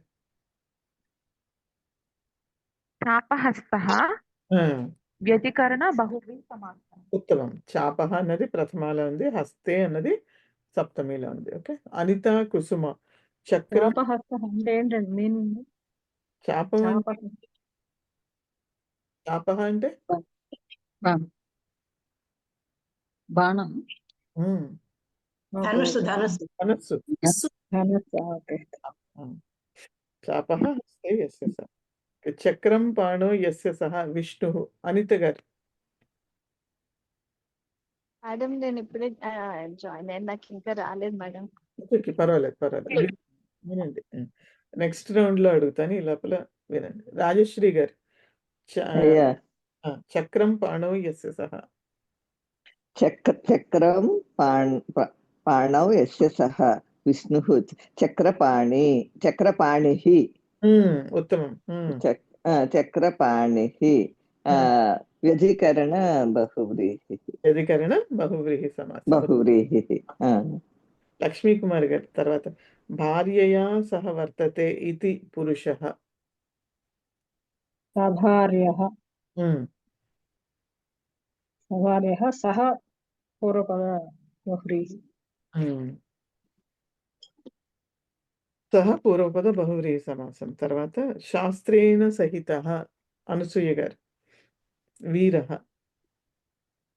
సశాస్త్రః సశాస్త్ర సశస్త్రః సశస్త్ర సహ పూర్వపద బహు శస్త్రేణ సహిత అన్నాడు కాబట్టి సశస్త్ర సశస్త్రః సహ పూర్వపద బహువ్రీహి. సమ్యక్ అండి. ఆదిలక్ష్మి గారు. విద్యాధనం ఏషాం తే పండితాః.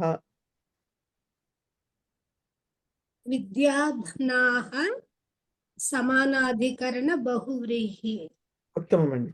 సో విద్య అన్నది ప్రథమాలో ఉంది, ధనం అన్నది కూడా ప్రథమాలో ఉంది కాబట్టి అదేంటి సమానాధికరణ బహువ్రీహి సమాసం. భవాని గారు. చంద్ర మౌలౌ యస్య సహ. చంద్రః మౌళౌ యస్యతః చంద్రమౌళిః వ్యధికరణ బహువ్రీహి. వ్యధికరణ. ఓకే. సో ఇక్కడ మనకి లా ఉంది కదా, మనం లా అనే పలకాలండి. సంస్కృతంలో లా మాత్రమే ఉంది. లా అన్నది లేదు మనకి మామూలు వ్యావహారిక దాంట్లో. వేదాల్లో వాటిల్లో ఉన్నది, బట్ అది మనకి సంబంధం లేదు. ఇక్కడ లా ఉంది. మౌలౌ చంద్ర నార్మల్గా మనకి మౌలిహి అంటాము, పేర్లు కూడా అలాగే ఉంటాయి కాబట్టి ఇక్కడ చంద్ర మౌలిహి అనే లా ఉండాలి. ఓకే. సో ఇది వ్యధికరణ బహువ్రీహి సమాసము. చంద్ర ప్రశ్నలో ఉంది, మౌలి అన్నది మౌలౌ అనేది సప్తమిలో. తర్వాత పద్మజ గారు. నిర్మలం హృదయం యస్య సహ సజ్జనః. నిర్మల హృదయ సమానాధికరణం. నిర్మల హృదయ సమ్యక్ అండి. తర్వాత ప్రసాదరావు గారు. కృశాని అంగాని యస్య సహ పురుషః. కృశాని అంగాని యస్య సహ కృశాంగః సమానాధికరణం. సమానాధికరణ బహువ్రీహి. సో కృష ప్లస్ అంగః. సో ఇక్కడ సంధి జరిగే అవకాశం ఉంది కాబట్టి కృష అంగ కృషాంగ సాంగః. కృషాని అంగాని అంటే కృషించిపోయినటువంటి అంగాలు కలిగినటువంటి వాడు అని అర్థం. ఓకే. సో ఎన్ కళ్యాణి గారు. పరివారేణ సహ వర్తతే ఇది రాజ్ఞి. రాజ్ఞి అంటే స్త్రీలింగం కాబట్టి దాని ప్రకారం చెప్పాలి. సపరివార సపరివార పూర్వపద కర్మధారయ సమ్యక్ అండి. ఒక్క 2 minutes అండి బ్రేక్.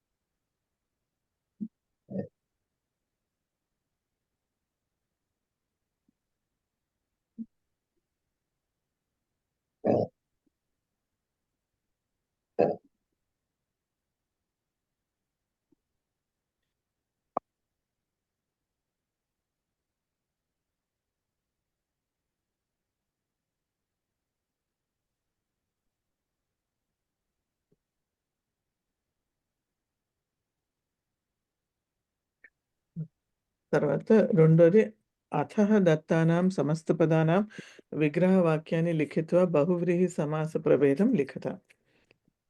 సో కిందిచ్చినటువంటి వాటికి విగ్రహవాక్యం రాయాలి, తర్వాత ఏ సమాసం అన్నది కూడా రాయాలి. ఉదాహరణ స దారః. సో దారైహి సహ వర్తతే. సో దార అంటే వైఫ్ అని అర్థము. సో దారైహి అంటే భార్యలతోటి ఉండేటటువంటి వాడు అని అర్థం. సో పురుష ఏదో అయి ఉంటుంది, లేకపోతే రాజా అవ్వచ్చు. సహ పూర్వపద బహువ్రీహి సమాస. మాన్య ఇక్కడ చిన్న డౌట్ అండి. ఆ. సదారహ అనేది బహువచనంలో రాయాలా ఏకవచనంలో రాయాలా ఇది? అంటే ఇప్పుడు పురుషః దాన్ని సూచిస్తోంది కాబట్టి ఏకవచనంలోనే రాయాలి. పురుషాః ఉంటాయి కాబట్టి అప్పుడు బహువచనంలో రాయాలి. సదారాః అని. ఇది అన్య పదార్థం కాబట్టి అన్య పదార్థం ఏదైతే దాని ప్రకారమే సమస్త పదం వస్తుంది. సో ఇందాక కూడా మనం చాలా వాటిలో చూసాం కదా. సో ఏషాం తే అని ఉన్న చోట అక్కడ బహువచనం. సో ఏషాం తే అన్నది బహువచనాన్ని సూచిస్తోంది కదా, పండితాహ అనే చోట. సో కాబట్టి విద్యా ధనం ఏషాం తే అని ఉంది కాబట్టి బహువచనం అన్య పదార్థం. ఇక్కడ మనకేమిచ్చారు, అంటే తెలియట్లేదు, దారై సహ వర్తతే అంటే బహువచనం కూడా అవ్వచ్చు, కానీ ఇక్కడ ఏకవచనం తీసుకున్నారు. సదారహ. ఓకే, అది మనకు అన్య పదార్థం ఏది ఇస్తారో దాన్ని బట్టి రాయాలి. ఒక పురుషాహ అని ఇస్తే కనుక సదారాహ అని రాయాలి. పురుషః అంటే ఇక్కడ ఇవ్వలేదు వాళ్ళు బ్రాకెట్స్ లో, యాక్చువల్ గా ఇచ్చి ఉండాలి. దారేణ సహా కూడా రాయొచ్చు కదా, దారైహి అని రాశారంటే ఒక్కటి దారేణ సహా అని కూడా రాయొచ్చు. దారైహి అంటే బహువచనం. ఓకే, సో ఫస్ట్ది రక్త వస్త్ర పురుష. ఎక్కడ ఆగాం మనం? అరుణ గారు. రక్తవస్త్ర పురుష, రక్తం వస్త్రం యస్య సహ సమానాధికరణ బహువ్రీహి. ఉత్తమం అండి. సుబ్బలక్ష్మి గారు. చర్మాంబర శివ.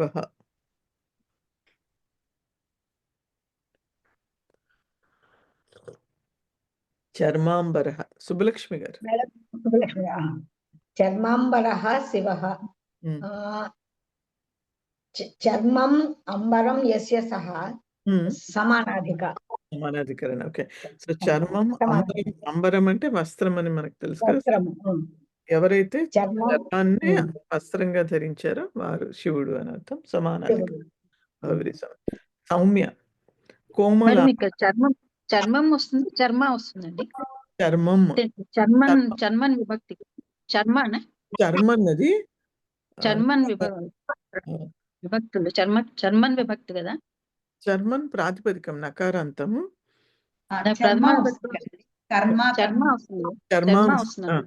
చర్మ అంబరం ఎస్ఎస్ అంటే ద్వితీయ రాదండి, చర్మ అనేది వస్తుంది.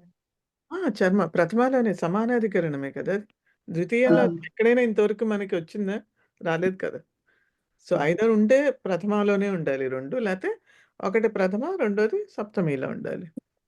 కొన్ని ఎక్సెప్షన్స్ ఇందాక వచ్చినట్టుగా తప్ప. ఓకే, సో చర్మ అంబరం ఎస్ఎస్. అంటే చర్మం అని రాకూడదండి. చర్మం ప్రథమ విభక్తి, చర్మ ప్రథమ విభక్తి వస్తుంది కాదండి. అంటే అంబరం కూడా ప్రథమ విభక్తి కాబట్టి రెండు సమానాధికరణం. నేను మళ్ళీ చెప్తానండి. ఒకవేళ అంటే ఒక్కొక్కసారి ఏమవుతుందంటే నపుంసకలింగంలో కూడా ఆ పదం ఉండొచ్చండి. సో కాబట్టి చర్మం అంబరం ఎస్ సహా కూడా అవ్వచ్చు. ఆ పదం ఉందో లేదో ఒకసారి చెక్ చేసుకోవాలి. ఓకే, చూస్తాను, నేను చూసి చెప్తాను. ఓకే, కోమలాంగ. సౌమ్య. కోమలాని అంగాని యస్య సహ శిశుః సమానాధికార బహువ్రీహి సమాసం. ఉత్తమం, సమానాధికరణ బహువ్రీహి సమాసం. సో ఇక్కడ కోమలాని అంగాని అంటే ఒక అంగమే కాదు కదా, సో చాలా అంగాలు ఉంటాయి కాబట్టి బహువచనంలో రాయాలి. కోమలాని అంగాని యస్య సహ శిశుః అని. ఓకే, తర్వాత అనిత. శ్వేతాంబరాః సన్యాసిన్యః. సో సన్యాసి సన్యాసిన్యః బహువచనం ఉంది, స్త్రీలింగం. అనిత.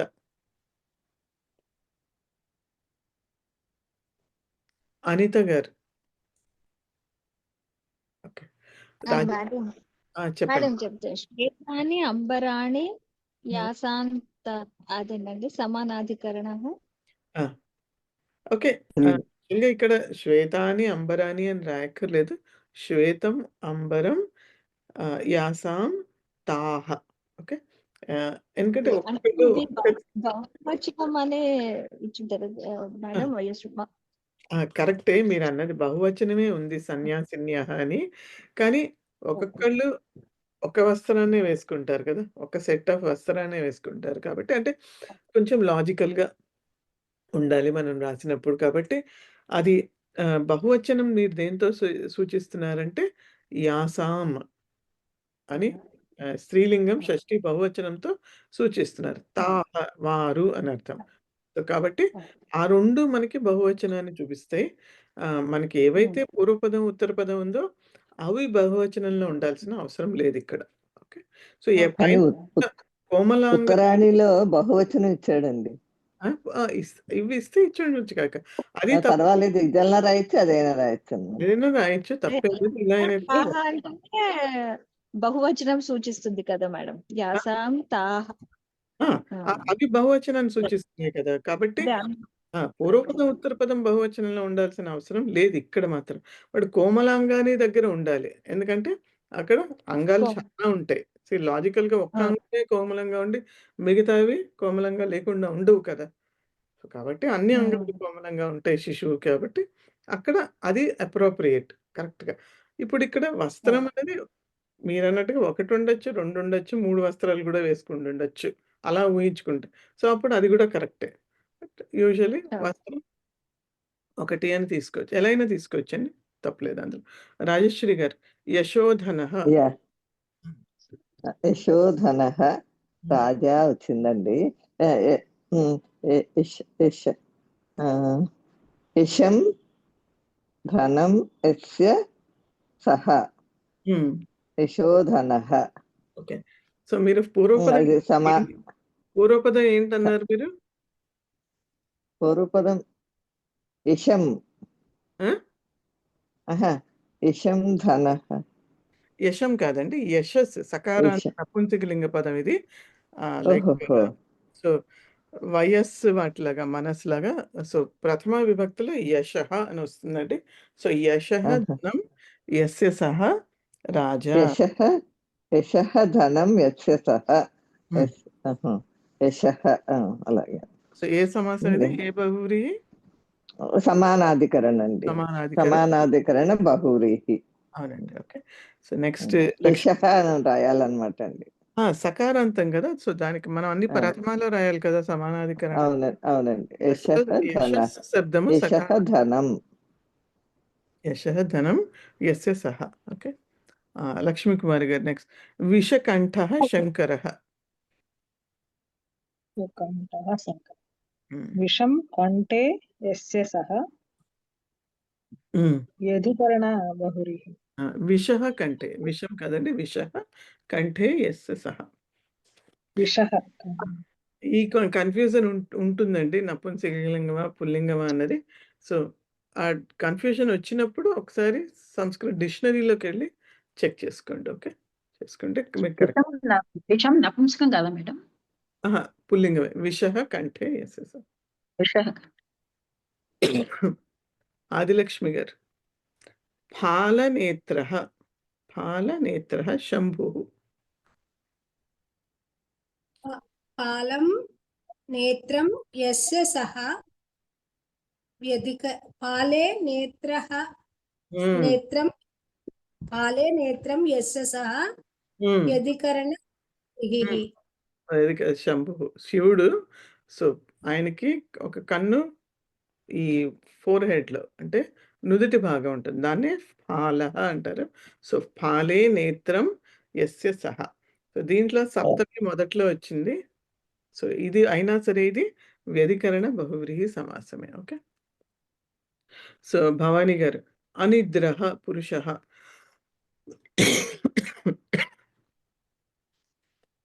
భవానీ గారు మీరే చెప్పాలి. అనిద్రః న విద్యతే నిద్రా యస్య సహ పురుషః నైవ బహువ్రీహి. నైవ సమ్యక్. అనిద్రః న విద్యతే నిద్రా యస్య సహ అనిద్రః పురుషः. అనిద్ర. పద్మజ గారు సకుటుంబః.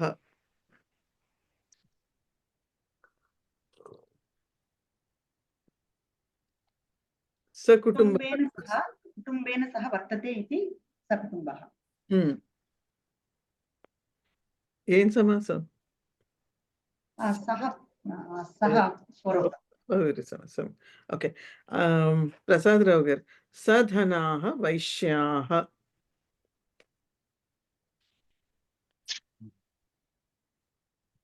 ధనేన సహ వర్తతే వర్తతే ఇతి వైశ్యాః. సధనాః ఇది సహ పూర్వపద కర్మ బహువ్రీహి. సహ పూర్వపద. పుస్తకంలో ధనేన సహితాః అని ఇచ్చారు, అది కూడా కరెక్టేనండి. రెండు కూడా ఎలా అయినా రాయొచ్చు. ఓకే. కళ్యాణి గారు మోదక హస్తః గణేశః. మోదకం హస్తే యస్య సహ వ్యధికరణ బహువ్రీహి సమాసం. అరుణ గారు స్థూల శరీరః పురుషः. స్థూలః శరీరః సమానాధికరణ బహువ్రీహి. శరీర అన్నది శరీరం, అది నపుంసకలింగ పదం కాబట్టి స్థూలం శరీరం యస్య సహ అది స్థూలం శరీరం సమానాధికరణ బహువ్రీహి సమాసం. ఓకే. తర్వాత ఉదాహరణానుసారం రిక్త స్థానం పూరయతు. సో దీనికి ముందర ఇప్పుడు కనుక మీరు ఏమైనా స్తోత్రాలు కానీ ఏమైనా ఇవి చదివితే ఇప్పుడు మీకు బాగా బహువ్రీహి సమాసం అందులో చాలా ఉంటాయండి. ఇప్పుడు మోదక హస్తః ఇట్లాంటివన్నీ కూడా. సో ఈ స్తోత్రాలు కానీ లేకపోతే ఏమైనా పారాయణాలు చేసినప్పుడు కొంచెం ఇప్పుడు మీకు దాని అర్థం తెలుస్తుంది అనమాట. ఏంటి అంటే అర్థం మామూలుగా అర్థమైనా ఇది ఓకే, ఇది బహువ్రీహి సమాసం ఇక్కడ అన్నది స్పష్టంగా ఇప్పుడు తెలుస్తుంది. సో తర్వాత ఉదాహరణానుసారం రిక్తస్థానం పూరయత. సో ఉదాహరణం పి పఠిషుః పఠితుం ఇచ్చుః. సో ఇందాక చెప్పినట్టుగా ఇక్కడ ఎక్కడైతే ఇచ్చుః ఉందో అక్కడ ఊ అన్నటువంటి కృదంత ప్రత్యయం అక్కడ. పి పఠిషతి అన్నది లట్లకారము, పఠితుం ఇచ్చతి అని. ఓకే. సో జీ గమిషుః అంటే గంతుం ఇచ్చుః అని అర్థము. సో జీ గమిషతి అంటే ఎవరు చెప్పాలి? అరుణ్ గారా లేకపోతే సుబ్బలక్ష్మి గారా? మర్చిపోయాను. ఓకే. సుబ్బలక్ష్మి మీరు చెప్పారా అరుణ్ గారు? చెప్పానండి. Okay fine. నేను చెప్పనండి. సుబ్బలక్ష్మి గారు చెప్పండి. జిగమిషుః అంటే గంతుం ఇచ్చుః. ఓకే. గంతుం ఇచ్చుః జిగమిషతి. జిగమిషతి గంతుం ఇచ్చతి. ఇచ్చతి. ఓకే. సమ్యక్ అండి. ఉత్తమం. సౌమ్య చికీర్షుః కర్తుం ఇచ్చుః చికీర్షతి. చికీర్షు కర్తుం ఇచ్చతి ఇచ్చుః చికీర్షతి కర్తుం ఇచ్చతి. కర్తుం ఇచ్చతి అంతే. సో అదే సేమ్ ప్యాటర్న్ లో రాయాలండి. సో ఎక్సర్సైజ్ అవ్వడం కోసమే అలా ఇచ్చారు. ఆ తర్వాత అనిత గారు దిత్సుః దాతుం ఇచ్చుః దిత్సతి.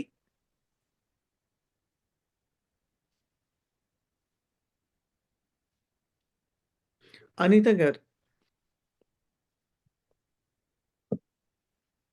గారు ఓకే. రాజశ్రీ గారు అయ్యా దిత్సుః దాతుం ఇచ్చుః దిత్సతి అంటే దాతుం ఇచ్చతి. దాతుం ఇచ్చతి. ఉత్తమం. సో అంటే ఒక చిన్న బండ గుర్తులాగా పెట్టుకోవచ్చు. జి గమిషతి గమ్ అని ధాతు గంతుం అని. చికీర్షతి కీ అంటే కర్తుం అని. ఆ దిత్సుహులో కొంచెం కష్టం దాతుం అని. ఆ తర్వాత వి జిగీషుహులో వి అన్నది ఉపసర్గ, జిగీషుహు యాక్చువల్గా అది అక్కడ పదము. సో కాబట్టి జి అంటే జేతుం, జి అన్నది జయ అనే వస్తుంది. సో విజేతుం ఇచ్చుః. విజిగీషతి అంటే ఇప్పుడు ఎవరు చెప్పారు? ఇప్పుడు రాజేశ్వరి గారు మీరు చెప్పారా? చెప్పాను. లక్ష్మీ కుమారి గారు అవును. విజిగీషుః అంటే విజేతుం ఇచ్చుః. విజిగీషతి అంటే విజేతుం ఇచ్చతి. ఇచ్చతి జేతుం ఇచ్చతి. ఓకే, సమ్యక్. అనసూయ గారు, జిగాన్సవః హంతుం ఇచ్చవః అంటే చంపడానికి ఇష్టపడేటటువంటి వాడు. ఆ కోరిక ప్లూరల్ ఉంది కాబట్టి ఆ, జిగాంసంతి హంతుం ఇచ్చంతి. హంతుం ఇచ్చంతి ఉత్తమం అండి.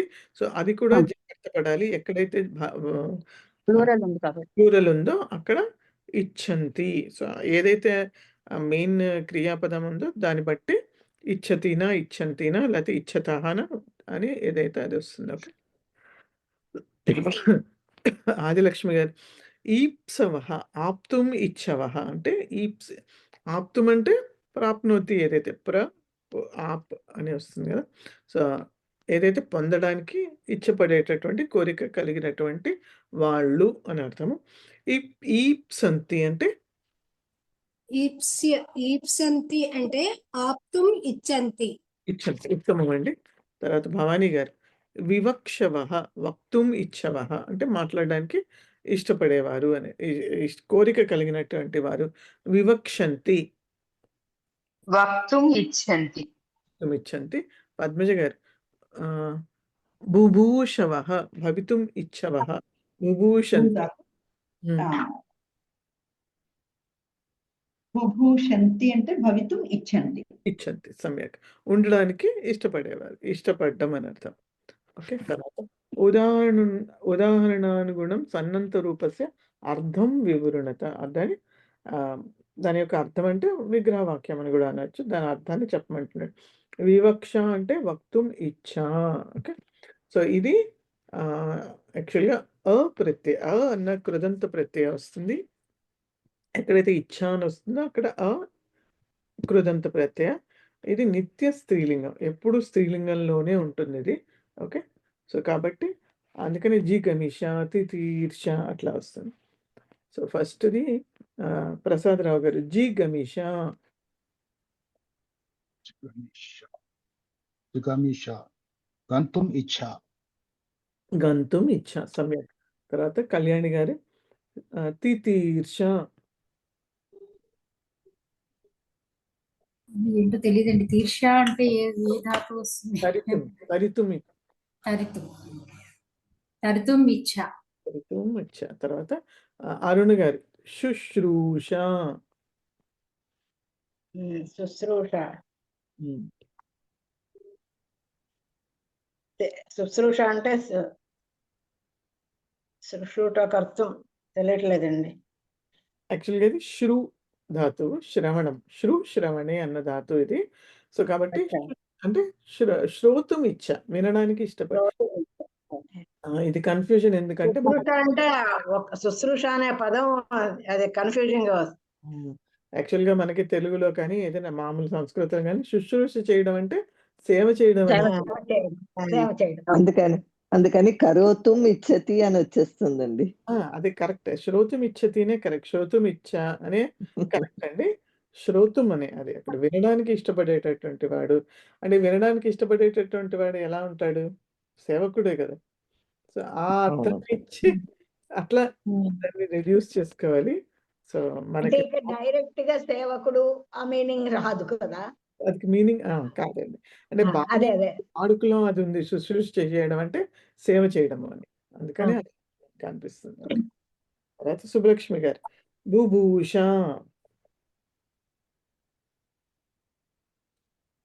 మీరు అన్మ్యూట్ చేసుకోవాలండి. క్షమ్యతం. బుభూష భవితుం ఇచ్చ. భవితుం ఇచ్చ. ఓకే. సౌమ్య, చికీర్ష. కర్తుమిచ్చ. అనిత గారు, జిజ్ఞాస. ఓకే. రాజశ్రీ గారు.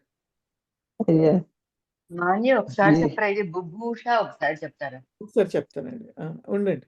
రాజశ్రీ గారు, జిజ్ఞాస. ఏదండి? జిగీష. జిజ్ఞాస.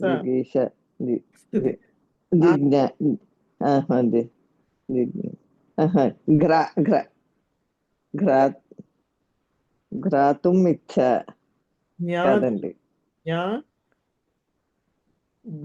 జ్ఞాతుం ఇచ్చ. జ్ఞాతుమిచ్చ. ఓకే. సో జ్ఞా మధ్య జ్ఞాతుమిచ్చ. సో ఇదేంటంటే ప్రతి దాంట్లోనూ మీరు చూస్తే మొదటిది తీసేయాలి, డబలింగ్ అయింది కాబట్టి. సో రెండోది యూజువల్లీ ధాతు రూపం కనిపిస్తుంది. గమ్, తి, శ్రు, భూ, ఓహోహో. జ్ఞ అలా. కొన్నిట్లో స్పష్టంగా కనిపిస్తుంది, కొన్నిట్లో స్పష్టంగా కనిపించదు. ఓకే. సో కాబట్టి యూజువల్లీ కనిపిస్తుంది. సో జిజ్ఞాస అంటే జ్ఞాతుమిచ్చ. ఏంటంటే జ్ఞాతుమిచ్చ.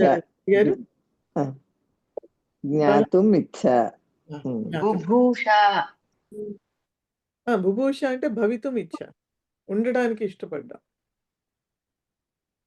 డిజైర్ టు స్టే అని, టు బి అని. ఓకే. ఓకే. తర్వాత ఓకే, లక్ష్మీ కుమారి గారు జిగీష. జేతుమిచ్చ. జేతుమిచ్చ అంటే జయించడానికి ఇష్టపడ్డామని. ఆ తర్వాత అనసూయ గారు జిగీష. జిగీషకి ఏంటండి? జేతుం, జీ ధాతు. జేతుం. ఇందాక జేతుం. జేతుం. అని వచ్చింది కదా, అట్లాగే ఇది కూడా జేతుం. జేతుం అని. దిదృక్ష. ద్రష్టమిచ్చ. ద్రష్టమిచ్చ. దృశ్యతి కాబట్టి ద్రష్టం. అవునండి, ద్రష్టమిచ్చ. సమ్యక్.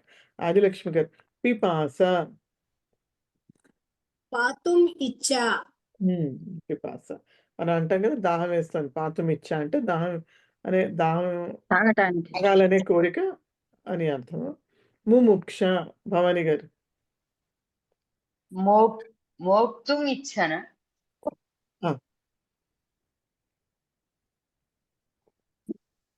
మోక్తుం. ఓకే.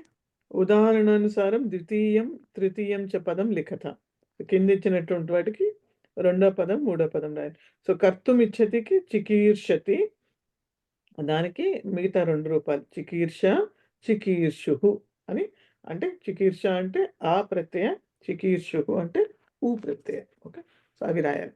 పద్మజ గారు మొదటి గ్రహీతుం ఇచ్చతి, జిగృక్షతి. జిగృక్ష, జిగృక్షు. జిగృక్ష, జిగృక్షు. ఓకే, ఉత్తమం. ప్రసాదరావు గారు అత్తుం ఇచ్చతి. అద్దు ధాతు, అద్దు అంటే తినడం, టు ఈట్ అని అర్థము. అత్తుం ఇచ్చతి జిఘత్సతి. కొన్ని టోటల్ గా మారిపోతాయండి ఇక్కడ. ఇప్పుడు ఓకే. అలాగే అత్తుం ఆతో ఉన్న ధాతువు కూడా ఘ అయింది అక్కడ, జిఘత్సతి. సో ఇవి మాత్రం రూపాయలు మనం గుర్తుపెట్టుకోవాలి, లేకపోతే గుర్తుండవు. చెప్పండి. ఒక్క నిమిషం. అవునండి, భోక్తం అనే అర్థం. కానీ అక్కడ ఏ ధాతువు ఇచ్చారో దాని యొక్క తుమున్ ప్రత్యాంతమే రాయాలి మనం. సో ఇప్పుడు ఇవన్నీ ధాతువు ఏంటి మేడం? అత్తంకి ధాతువు ఏంటండి? అద్ది ధాతు.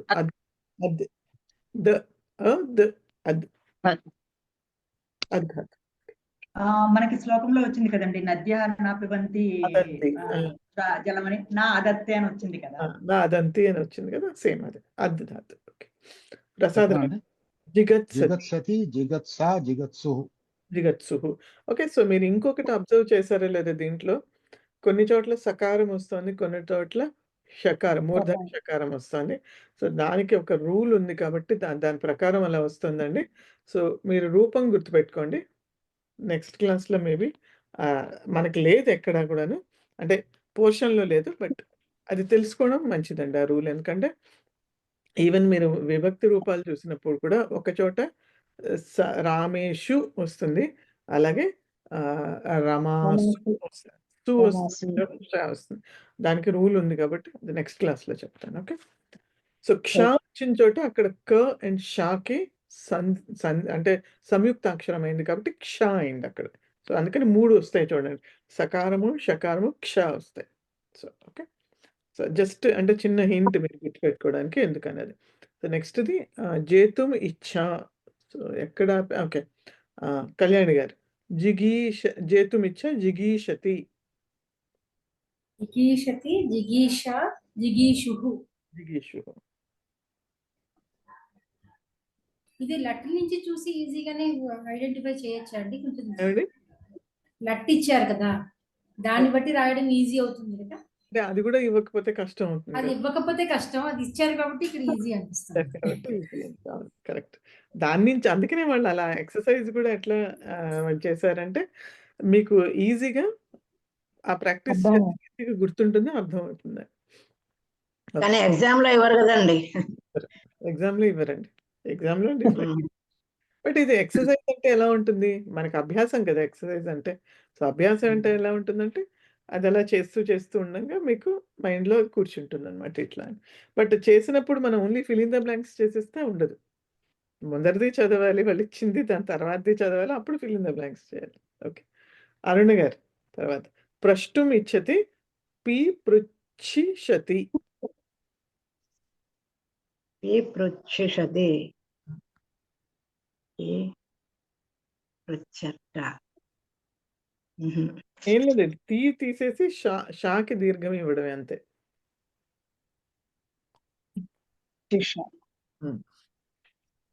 అరుణ గారు ఏం లేదండి, వినండి. పి పృచ్ఛి షతి ఉంది కదా, షతిలోంచి తీ తీసేయండి, షాకి దీర్ఘం ఇవ్వండి, షాకి ఉకారము విసర్గ పెట్టండి అంతే. ఇప్పుడు చెప్పండి.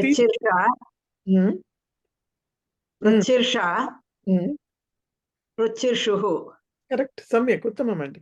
సో పి పృచ్ఛి షా, పి పృచ్ఛి షతుహు, షుహు. ఓకే, సుబ్బలక్ష్మి గారి తర్వాత. తరీతుం ఇచ్చతి తితీర్షతి. తరీతుం ఇచ్చతి తితీర్షతి తితీర్షా తితీర్షుః.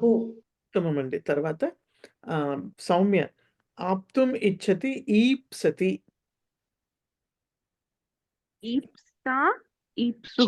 ఈప్సు, ఉత్తమం అండి. రాజశ్రీ గారు. లేఖితుం ఇచ్చతి లిలిఖిషతి. లేఖితుం ఇచ్చతి లిలిఖిష లిలిఖిషుః. ఉత్తమం అండి, సమ్యక్. లక్ష్మీ కుమార్ గారు. హంతుం ఇచ్చతి జిగాంసతి.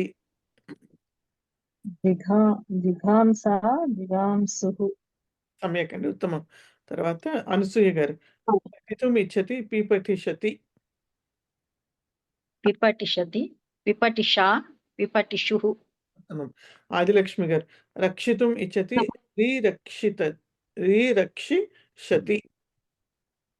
రిరక్షిషతి, రిరక్షిషా, రిరక్షిషుః. ఉత్తమం అండి, సమ్యక్. ఇది హంతుం ఇచ్చతికి పూర్తిగా మారిపోయిందండి. జిగాంసతి అకార స్థానంలో గకారం ఆదేశం వస్తుంది అక్కడ, అందుకని అంటే అప్పుడు జిగాంస అంతే అన్నమాట. అంతే, జిగాంసు. ఓకే, లాస్ట్ పేజ్ లో ఇచ్చినటువంటి ఎక్సర్సైజ్. సో రిక్త స్థలం పూరయత పురాకృతం కర్మ డాష్ అనుగచ్చతి. లక్ష్మీ కుమారి గారు.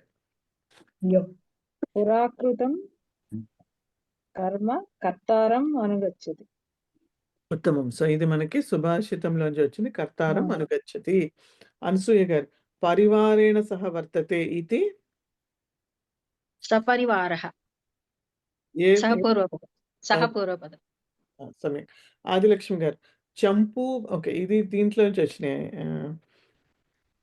సాహిత్య పరిచయం. ఓకే, అది చూసుకోండి. స్వప్తుం ఇచ్చా. స్వప్తుం ఇచ్చా.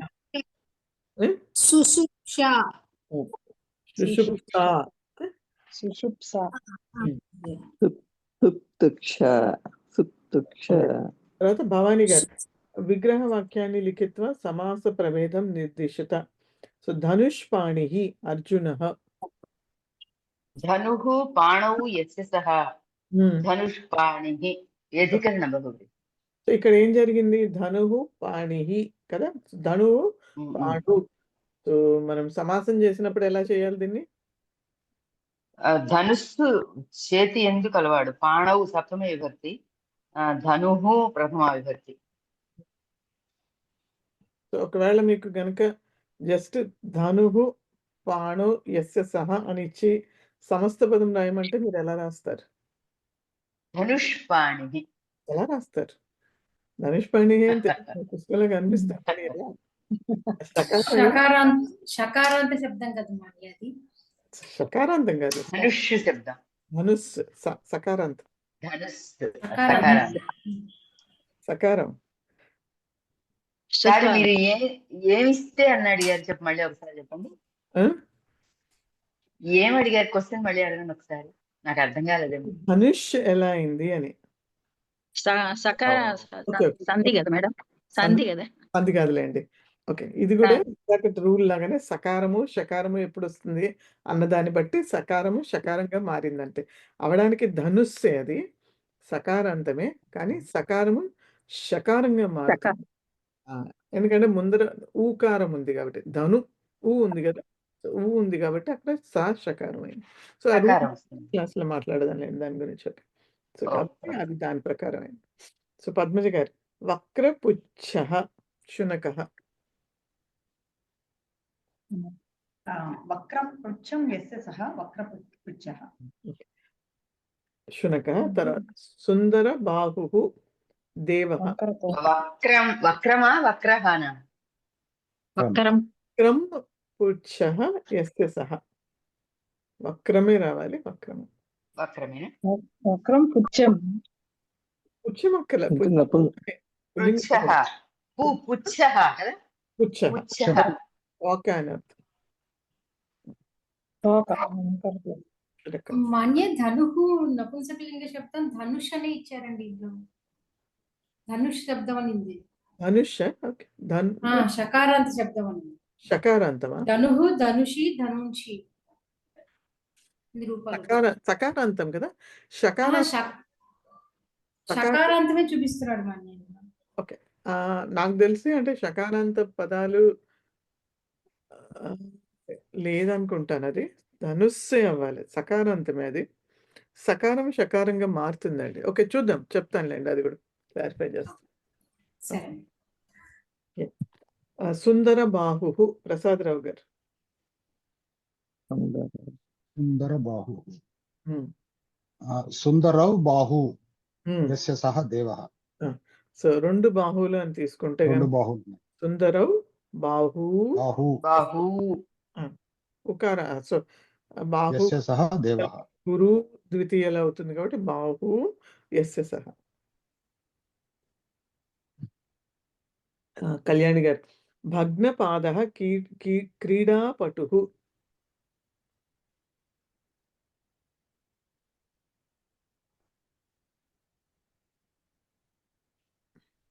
కళ్యాణి గారు, మీరు అన్మ్యూట్ చేసుకోవాలి. సారీ, ఇది కూడా ద్వివచనంలోనే వస్తుంది కదా. పాదవ్ అంటే భగ్నౌ పాదౌ యస్య సహ. ఎవరికైతే భగ్నౌ పాదం అంటే ఎవరికైతే పాదాలు భగ్నం విరిగిపోయినాయి ఏదో, అయితే అది క్రీడాపటుః అంటే ఆటలో నిపుణుడైనటువంటి ఆటగాడు అని క్రీడాపటుః అని. ఓకే, తర్వాత అరుణ్ గారు, కలుషిత హృదయః దుర్జనః.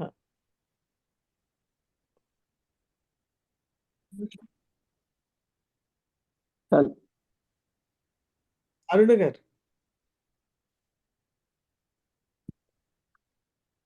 అరుణ్ గారు, సుబ్బలక్ష్మి గారు.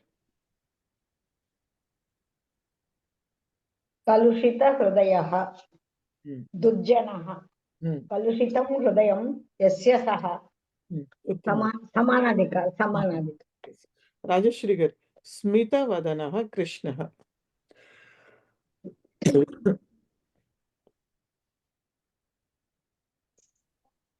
రాజశ్రీ గారు,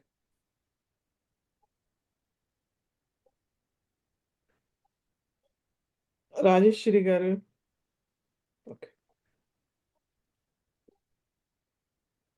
లక్ష్మీ కుమారి గారు, స్మిత వదనః కృష్ణః. స్మిత వదనః స్మితం వదనం యస్య సహ. సమానాధికరణ బహువ్రీహి. సమానాధికరణం. అనసూయ గారు, లంబోదరః. లంబోదరః గణపతిః లంబం ఉదరం యస్య సహ. సమానాధికరణం. సమ్యక్. తర్వాత ఆదిలక్ష్మి గారు, సశరం ధనుః. సరేణ సహితం సహ పూర్వం. శరేణ సహితం సహ పూర్వపద బహువ్రీహి సమాసం.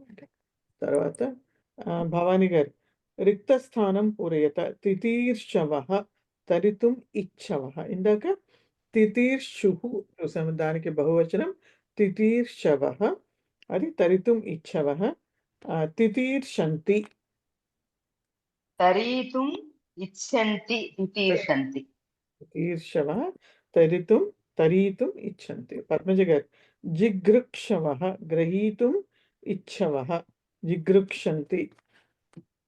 జిగృక్షంతి గ్రహీతుం ఇచ్చంతి. సమ్యక్.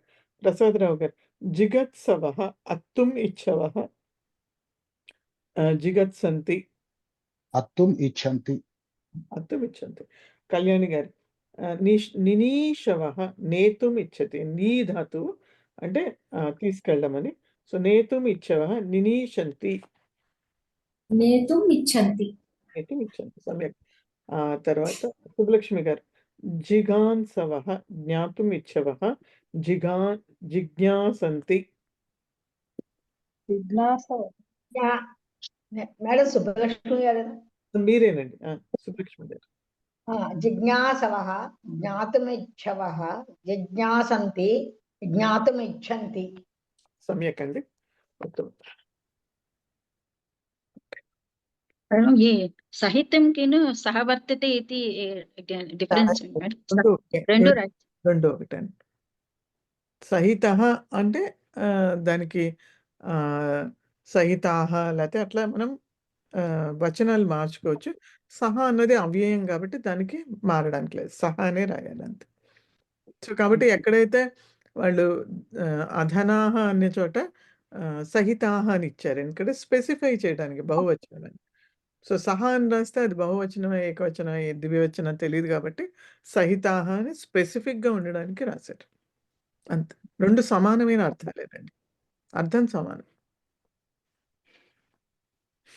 డౌట్ అండి, మన దీంట్లో అన్వయ క్రమంలో నామ అంటే అవ్యయం అన్నారు, నామన్ శబ్ద రూపం ఉంది కదా. నామన్ శబ్దం కూడా ఉంది కానీ ఇక్కడ అవ్యయంగా వాడారు. అంటే ఎలా తెలుస్తుంది మనకి అది అక్కడ అవ్యయము అని చెప్పండి. యాక్చువల్గా క్లియర్గా తెలియదండి. అంటే నామ అని అది ప్రథమానే సూచిస్తోంది యాక్చువల్గా, బట్ ఇది మాత్రం ఇక్కడ అవ్యయం. అంటే ఇది మనకి ఏదైతే యాక్చువల్ ఆయన కాళిదాసు రాసినటువంటి ఈ శ్లోకాలకి మల్లినాథ సూరి అని ఆయన వ్యాఖ్యానం రాశారు ఫస్ట్. సో ఆయన వ్యాఖ్యానంలో ఆయన ఎలా అయితే దాన్ని ఇచ్చారో దాని ప్రకారమే మనకి ఇక్కడ బుక్లో కూడా ఇచ్చారు. సో దాన్నే మనం ఫాలో అవుతున్నాం అంతే నేను చెప్పగలను. నాకు కూడా క్లియర్గా అది ఎందుకు అక్కడ నామ అన్నది అవ్యయము, ఎందుకు అది నపుంసకలింగం నామని శబ్దం కాదు అనేది అది వాడుకుని బట్టి ఉంటుంది, అక్కడ ఆయన ఏ ఉద్దేశంతో వాడారో శ్లోకంలో. సో కాబట్టి నామ పేరు కలిగినటువంటి వాడు అంటున్నాం కదా. సో అది యాక్చువల్గా ఎలా తీసుకోవాలంటే ఇప్పుడు కుంభోదరం నామ అంటున్నాం కదా. సో నామ అన్నది ఇప్పుడు ఒకవేళ కనుక మనం ప్రథమాలో తీసుకుంటే అది విశేషణం అవ్వాలి కదా కదా. సో విశేషణం కాదు, పేరు కలిగినటువంటి వాడు అంతే అది. సో కాబట్టి అవ్యయంగా తీసుకున్నారు అక్కడ, అట్లా తీసుకోవద్దు అంతే కదా. ఇప్పుడు కుంభోదనంకి నామ విశేషణం ఎలా అవుతుంది, అవ్వదు కదా, నామ విశేషణం కాదు కాబట్టి అవ్యయంగా తీసుకోవాలి. సో చాలా పదాలు అలా ఉంటాయండి మనకి. అవి అంటే లింగాలు కూడా ఉంటాయి, కొన్ని ఏమో అవే పదాలు అవ్యయంగా కూడా ఉంటాయి మనకి. సో వాడుకుని బట్టి అక్కడ ఎలా వాడాము అనే దాన్ని బట్టి దానికి డిఫరెన్స్ ఉంటుంది అంతే.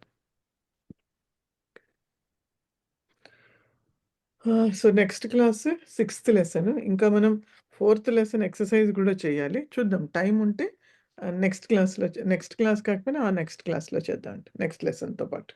ఓకే, అది కూడా ఒకసారి రివిజన్ చేసుకోండి. సో నేను చూడలేదు ఒకసారి, అందుకని చూసి చేద్దాం ఒకసారి. ఓకే, ఇంకేమైనా డౌట్స్ ఉంటే అడగచ్చండి, లేకపోతే క్లోజ్ చేసేద్దాం.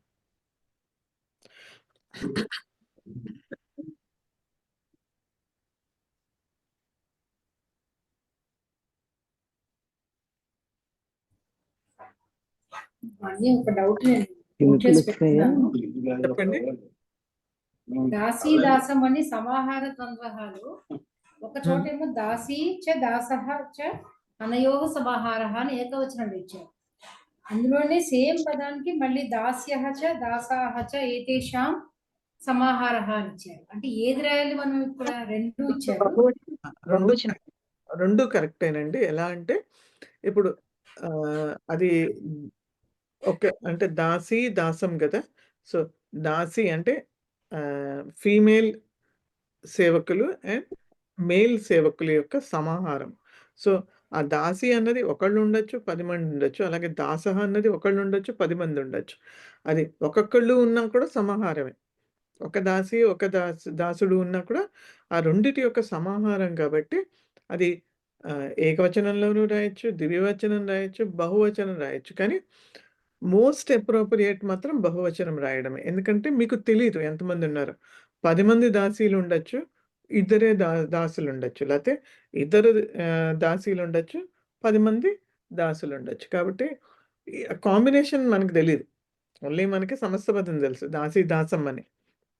కాబట్టి బహువచనం రాయడం అప్రోప్రియేట్. కరెక్ట్ ఇప్పుడు అంటే సమాహార ద్వంద్వః వచ్చినా బహువచనం రాయడం అప్రోప్రియేట్. ఆ!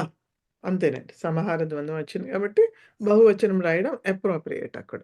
ఇప్పుడు అదేంటి పుత్ర పౌత్రం అని వచ్చినా అక్కడ కూడా ఎక్కడైనా సమాహార ద్వంద్వంలో అది ఒకళ్ళుండొచ్చు, 10 మందుండొచ్చు.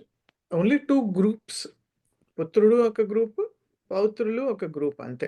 ఈ పుత్రుల్లో ఎంతమందైనా ఉండొచ్చు, పౌత్రుల్లో ఎంతమందైనా ఒక్కొక్కళ్ళు కూడా ఉండొచ్చు. అయినా 2 గ్రూప్స్ యొక్క సమాహారం కాబట్టి అది ఎలా అయినా రాయొచ్చు. బహువచనం రాయొచ్చు, ఏకవచనం రాయొచ్చు. అప్పుడు ఏతేషాం సమాహారః అని రాయాలా? ఎక్కడ రాసినా ఏతేషాం. అనయోః రాయొచ్చా? 2 గ్రూప్స్ కాబట్టి ఏతేషాం అనాలి. లేదు 2 గ్రూప్స్ కాబట్టి 2 గ్రూపులు కాబట్టి అనయోః అని కూడా రాయొచ్చు. 2 కాబట్టి. ఏదైనా తప్పుగా. గ్రూప్‌లో మెంబర్స్‌ని తీసుకుంటే బహువచనం. గ్రూప్స్‌గా గ్రూప్‌ని తీసుకుంటే అనయోః. ద్వివచనం అనయోః అని రాయాలి. ఏదైనా మార్పు పడుతుంది. మార్కుల గురించి ఆలోచించకండి. కరెక్ట్ ఏదో అని ఆలోచించండి. లాజిక్ అంతే. మార్కులకేముందండి. ఇవాళ ఉంటుంది, రేపు ఉండదు మన దగ్గర ఆ సర్టిఫికేట్. మీకొచ్చిన నాలెడ్జ్ కలకాలం ఉంటుంది. అది ముఖ్యం. ఓకే. రైట్. ఏదన్నా చదివితే అర్థం అయితే చాలు అని అన్నట్టుగానే నేనైతే సో, ఈ డిస్కషన్ కూడా మనకెందుకు అవసరం అంటే, మనకి ఫ్యూచర్‌లో ఏమైనా షూర్‌గా మనం ఇక్కడితో ఆపేయం కాబట్టి కోవిడ్ తర్వాత చాలా చదవాల్సింది ఉంటుంది కాబట్టి, అది చదివినప్పుడు మీకు ఆ క్లారిటీ ఉంటుంది అంతే. అంతకంటే ఏం లేదు. అర్థమవుతుంది ఈజీగా. అందుకనే చెప్పాను ఇందాక బహువ్రీహి సమాసం ఇప్పుడు ఇన్ని సమాసాలు నేర్చుకున్నారు. ఇప్పుడు మీకు పదాలు చూస్తే అర్థమవుతుంది. ఏది ఏ సమాసం అవ్వచ్చు, అవుతుంది అని కొంచెం లాజికల్‌గా ఆలోచిస్తారు. ఇంతవరకు మనకి జస్ట్ ఓన్లీ ఆ వర్డ్ యొక్క మీనింగ్ తెలుసు. మోదకహస్తః అంటే చేతిలో అది కూడా యాక్చువల్‌గా మోదకం చేతిలో ఉన్నటువంటి వాడే అని అర్థం. కానీ మనం అలా ఆలోచించాం. మోదకహస్త అంటే డైరెక్ట్ గణేష లింక్ అంతే. సో, మధ్యలో ఏం జరుగుతోంది ప్రక్రియ మనకు తెలీదు. కాబట్టి ఇప్పుడు తెలుస్తుంది మనకి ఆహా! ఇది అని. అట్లా ఆ లాజిక్ మనకి పెరుగుతుంది దీనివల్ల.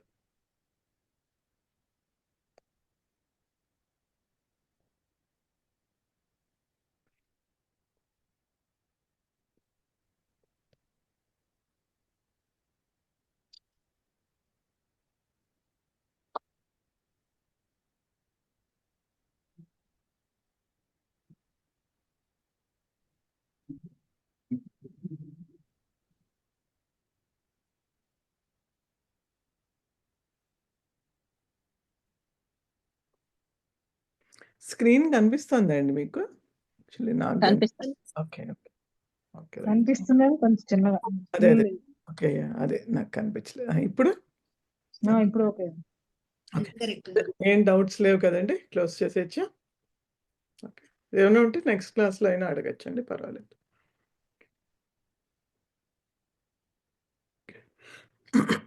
ఏకతామంత్రः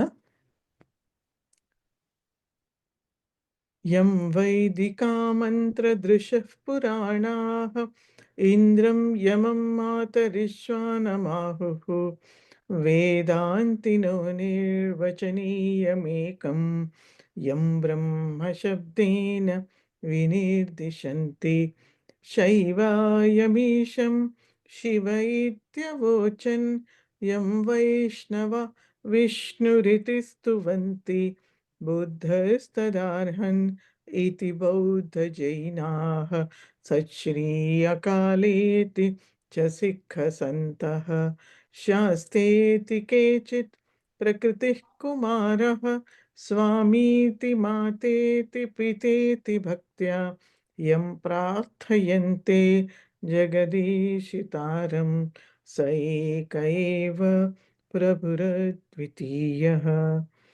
शान्तिमन्त्रं प्रथमम् अहं गायामि, अनन्तरं सर्वे अनुगायन्तु।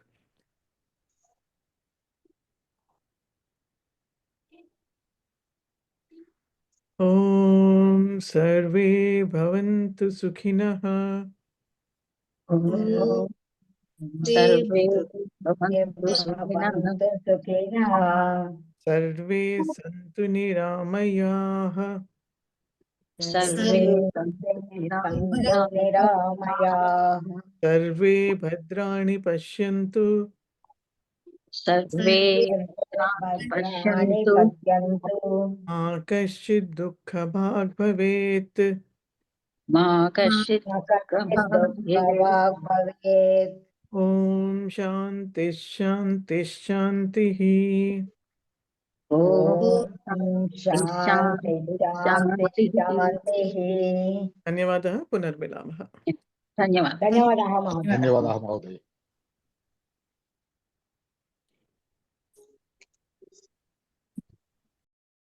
मङ्गलम्